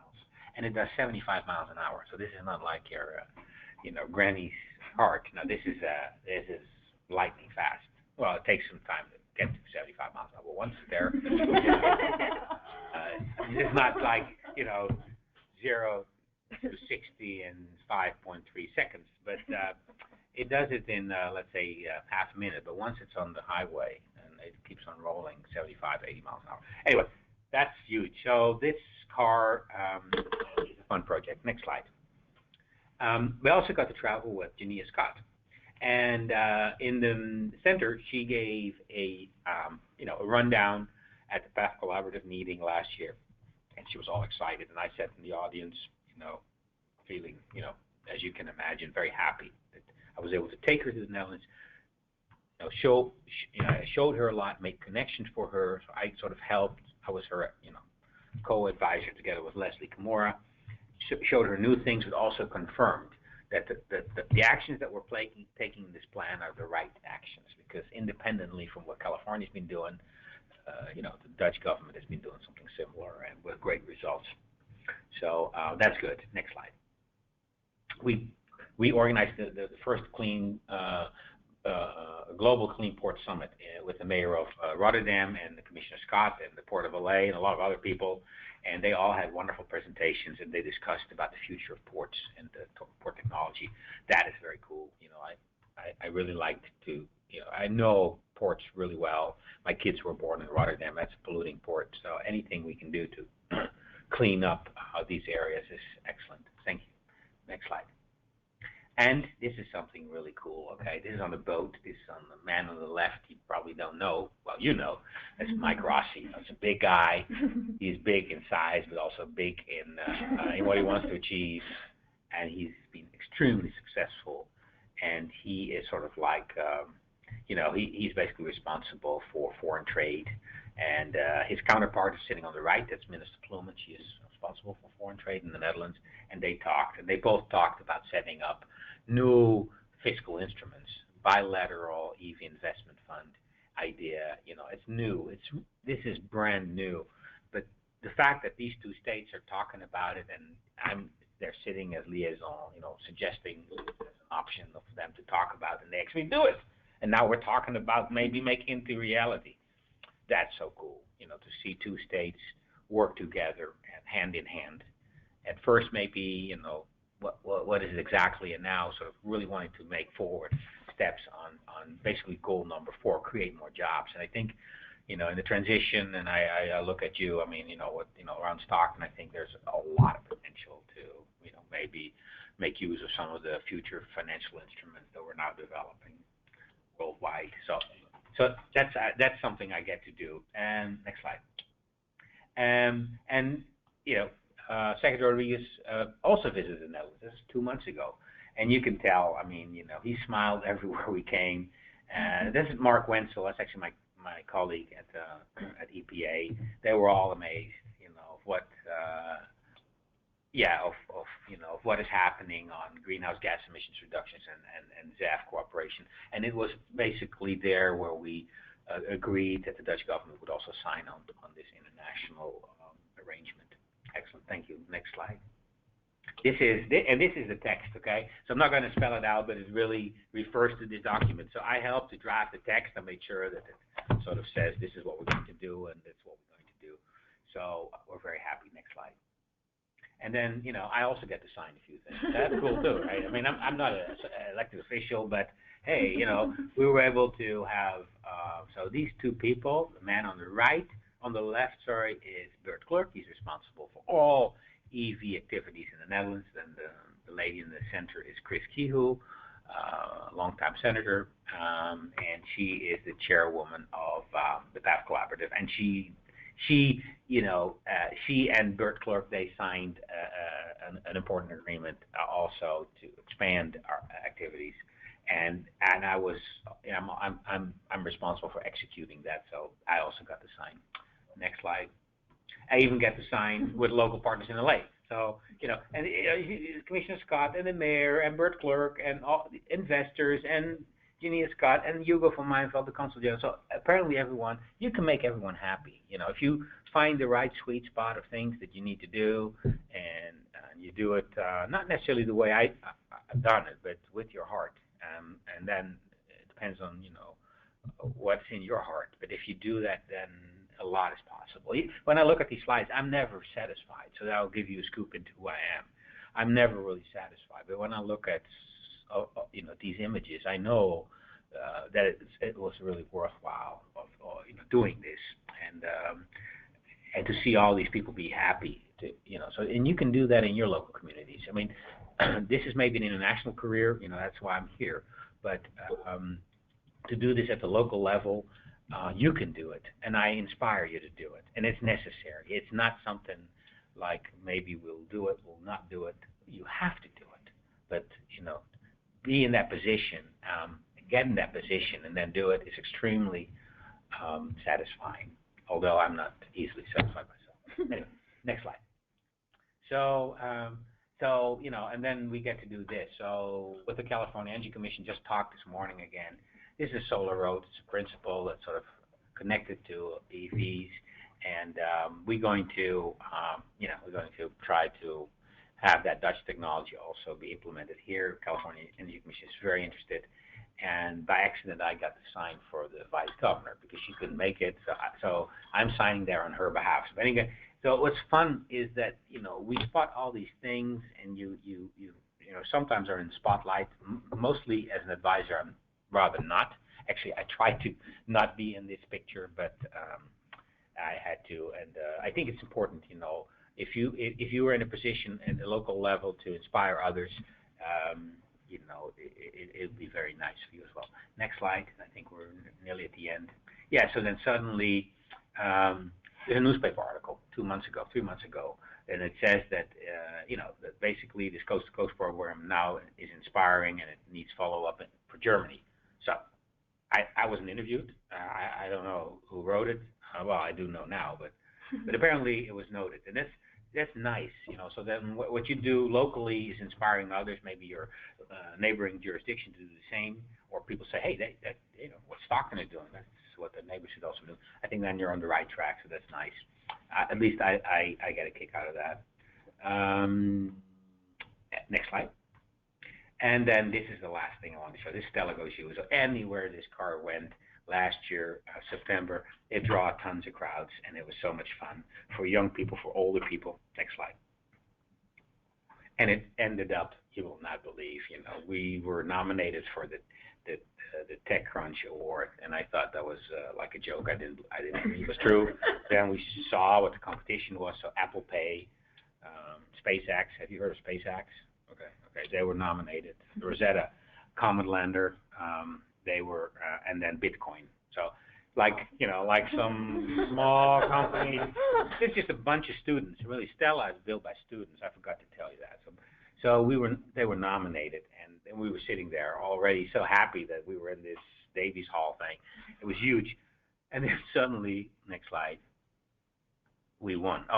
Sorry, I didn't have that. But anyway, we win the TechCrunch Award, and we walk on stage. It's unbelievable. If you ask me, of all the things that I've done, that was a great moment. But the real great moment was actually in this slide. Sorry, one back. Can we go one back?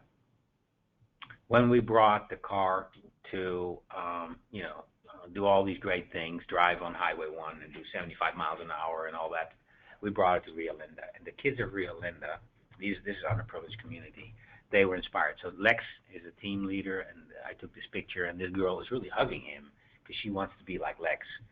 And if you ask me why I do all these things, that's why I do it. That's the reason why I do it. And I think that you can do the things that you have to do in your local jurisdictions. I believe you can do what I have done. It's not all that extraordinary, but it can be very inspiring. Next slide. And it has resulted into, since then, in many projects. So design competition. They're now helping. These kids are middle schoolers. They're helping now to design the next Stella solar car, who's going to come here next year. And the last slide basically says it all. So at one point in time, I had a presentation kind of like here, but you are behaving very well. So at one point in time, I didn't have my glasses on. I see these kids sort of like play with their fingers. Like I'm giving a presentation, but they're 10, 11, 12-year-olds. So I didn't want to say anything about it. Then at one point in time, I see a lot of kids, what is it? So I put on my glasses, and they're all making hearts. And I look in the back, and the kids from Eindhoven, there was a live Skype call that did the exact same thing. They were signaling, during my presentation, making little hearts. That is, for me, the pinnacle point of why I'm here, why I do this, and what you can create. I believe you can create that as well, and inspire your local community to make that change. So thank you. That's it. Taylor, any last thoughts? Yeah, maybe just a couple.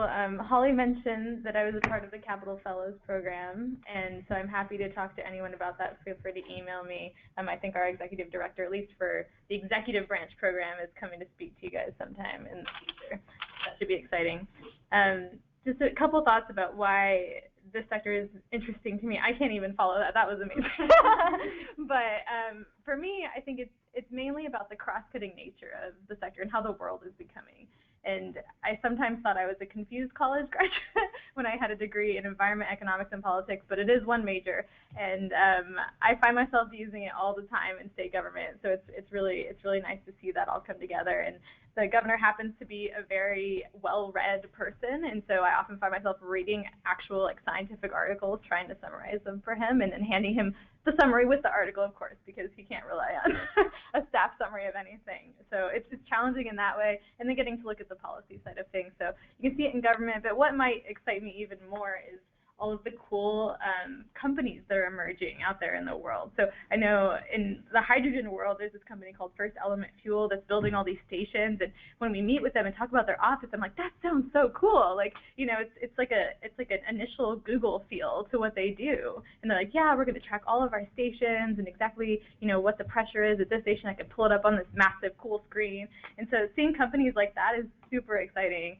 And there's another company in the Bay that's working on how do we make it profitable for fleets just to switch over without any government incentive. That's super exciting too. So we work with a lot of those companies. So if anyone's interested in hearing more about just random companies that we come across, I'm happy to share that with you. And then lastly, it's also just for me about breaking down the barriers. I mean, I grew up in a place with a lot of, not in California, not very progressive. And, my dad leased a Hummer when I was in high school, and I was like, Dad, this is so embarrassing. Do not pick me up from school. But now he drives this little tiny, Volkswagen that has great fuel efficiency. So it's learning with generations above you, with young kids. It's really exciting. And to have, friends and family now say, hey, Taylor, what's the new car coming out? What should I get? And being able to explain that is just such a cool feeling. So thanks so much for sharing your time with us today. Really appreciate it. It was fun. Thank you. Thank you to you both. That was absolutely wonderful. I know it's just about 3 p.m., so we will take some time for questions for those of you who can stick around and have any questions. But I did also want to point out that the agenda that I sent out on Monday does have both Peter and Taylor's contact information, and it sounds like they are completely open to you contacting them with additional questions, or if you want to talk further or just hear more about their experience, you have that information already. So if there are any questions, we'll take just a few more minutes, and actually one is coming in already. Do you think that community choice aggregation fits into the local initiative most effectively by providing electricity to charging infrastructure while creating revenue through the sale of that electricity? That's a big question, but I'll start you off with while other questions might come in. Can you repeat the question one more time? Sure. Community choice aggregation, how that fits into the local initiatives effectively or not, what your thoughts are on it, because it is providing electricity to the charging infrastructure while also creating revenue through the sale of that electricity. Complicated question, but if it refers to whether I support or not support local generation of energy and then making that available and then getting sale out of it, yes, I like, I'm a strong believer that the governments, sure, I mean, they're, like what Taylor said, that we're in the game if companies cannot take over, but if somehow we are smart and we create instruments that give us extra money, so we make a profit, I have nothing against it. The only thing is we cannot keep the profit. and we have to spend that back into the community again. But if somehow, I think these EV investment fund things, looking at other examples, I think they can be extremely successful. They will generate more than that it's going to cost us. That's fine. But let's at least agree that we put that back into the community.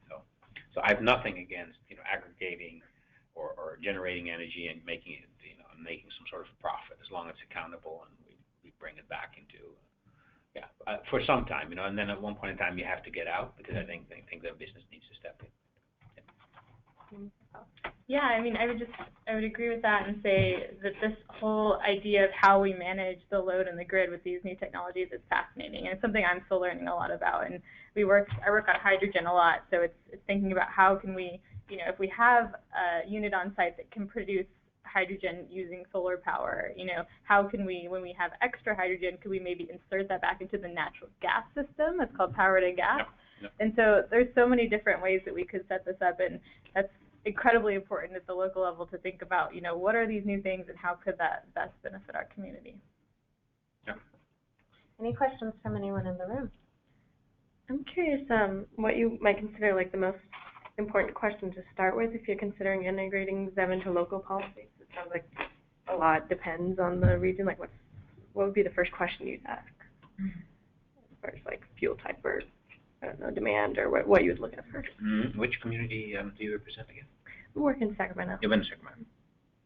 So so I think first question has to start with in this why field. So why is it important for us here in Sacramento to invest? Is there an air quality problem? Is there a fuel dependency problem? Are people maybe afraid that these carbon fuels will spoil the rivers that we enjoy so much? So that would be my first question. So what is exactly the problem that you're trying to solve before you start coming with any solution? So here I could think it being air quality. Then design your solutions, trying to battle it. I mean, and is this so where's the problem coming from? Is it cars, or maybe is it something else? Is it maybe the problem is because it's an overspill from another area, so maybe you need to talk to another area. So I always like to start with what's really the issue here. Nevertheless, maybe the state's going to ask you to do a lot more because they say, we need everyone to kick in something. But at the local level, I think you should start with that question. What is the problem that we're trying to solve here?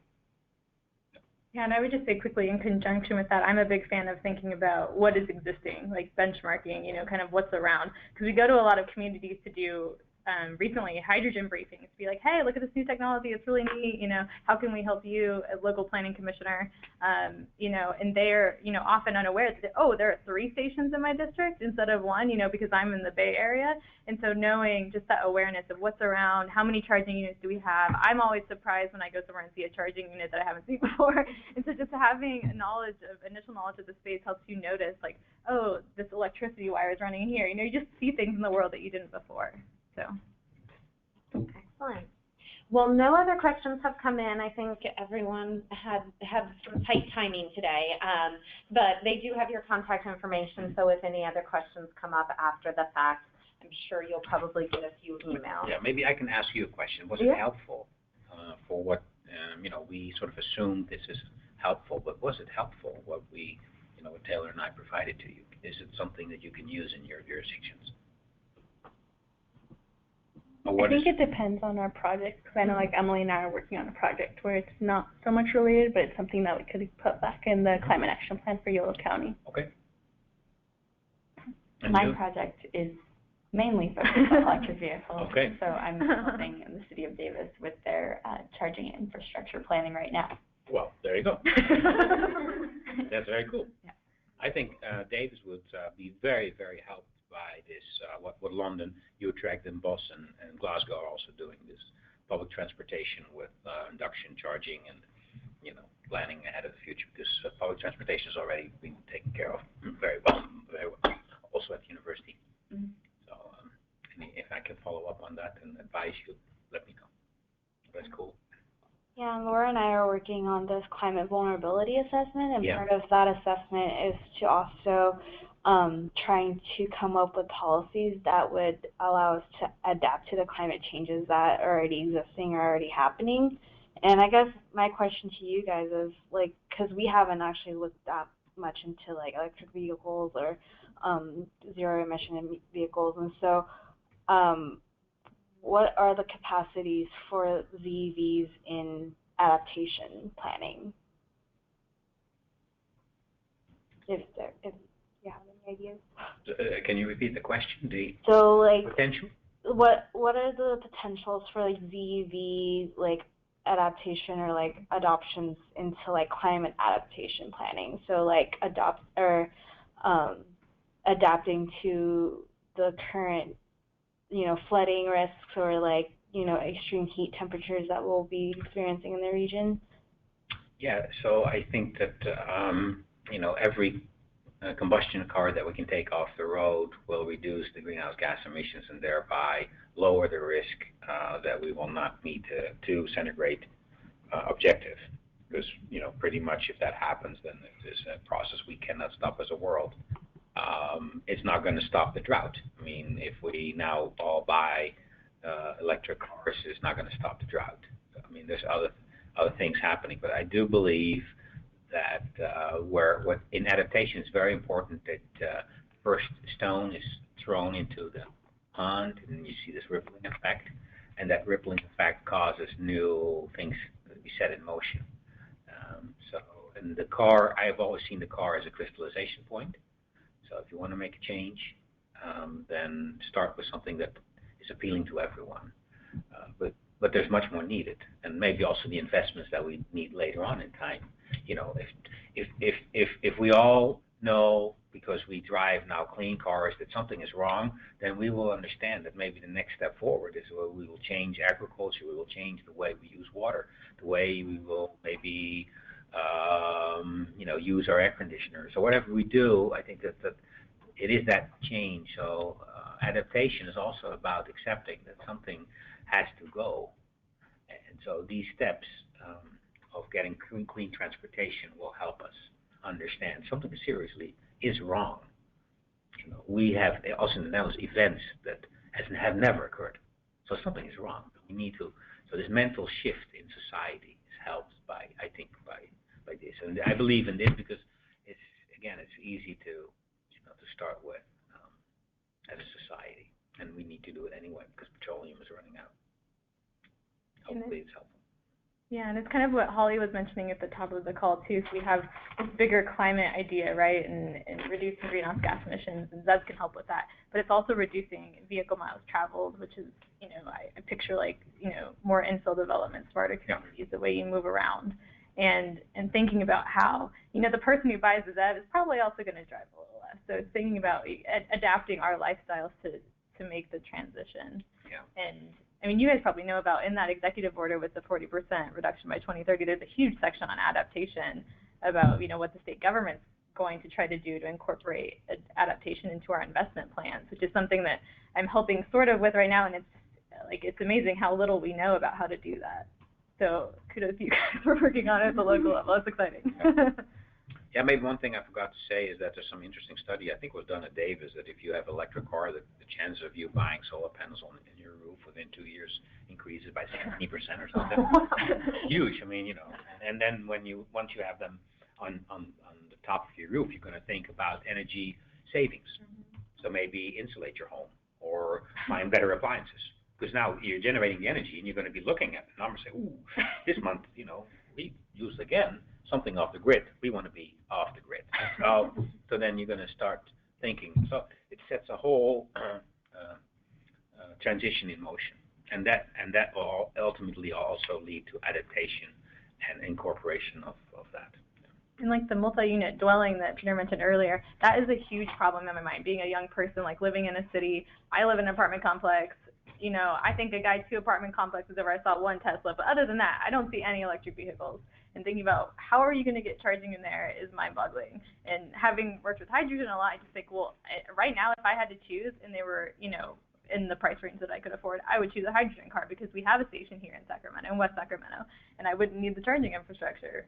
So it's interesting to think about how those two are related, because I feel like people often assume they have to have one or the other, and there might be something that suits needs better. And I did get a few comments in from people across the state saying this is absolutely helpful. We do have a project down in San Diego and one up in the North Coast in Eureka that are specifically EV related as well. Okay, so I know for a fact that the North Coast team will be contacting you with questions. They're all guests, you know. And Taylor and I will be cooperating on this for years to come. Well, wonderful. Excellent. Well, no other questions. Just thank you so much for taking time today. Thank you. We definitely appreciate it, and I think that this was some really valuable and wonderful information. Yep. All right. Shall I transfer that into PDFs and then send it to you, so that you can send that out? That would be rather wonderful. than the PowerPoint pictures, and I'll make it into PDFs that once you project them, they will not.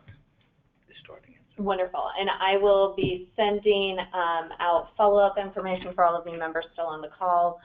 We will definitely get the presentations up on the resource database as soon as we have everything. So thank you, everyone who is on the call. I'm going to hang up now. All right.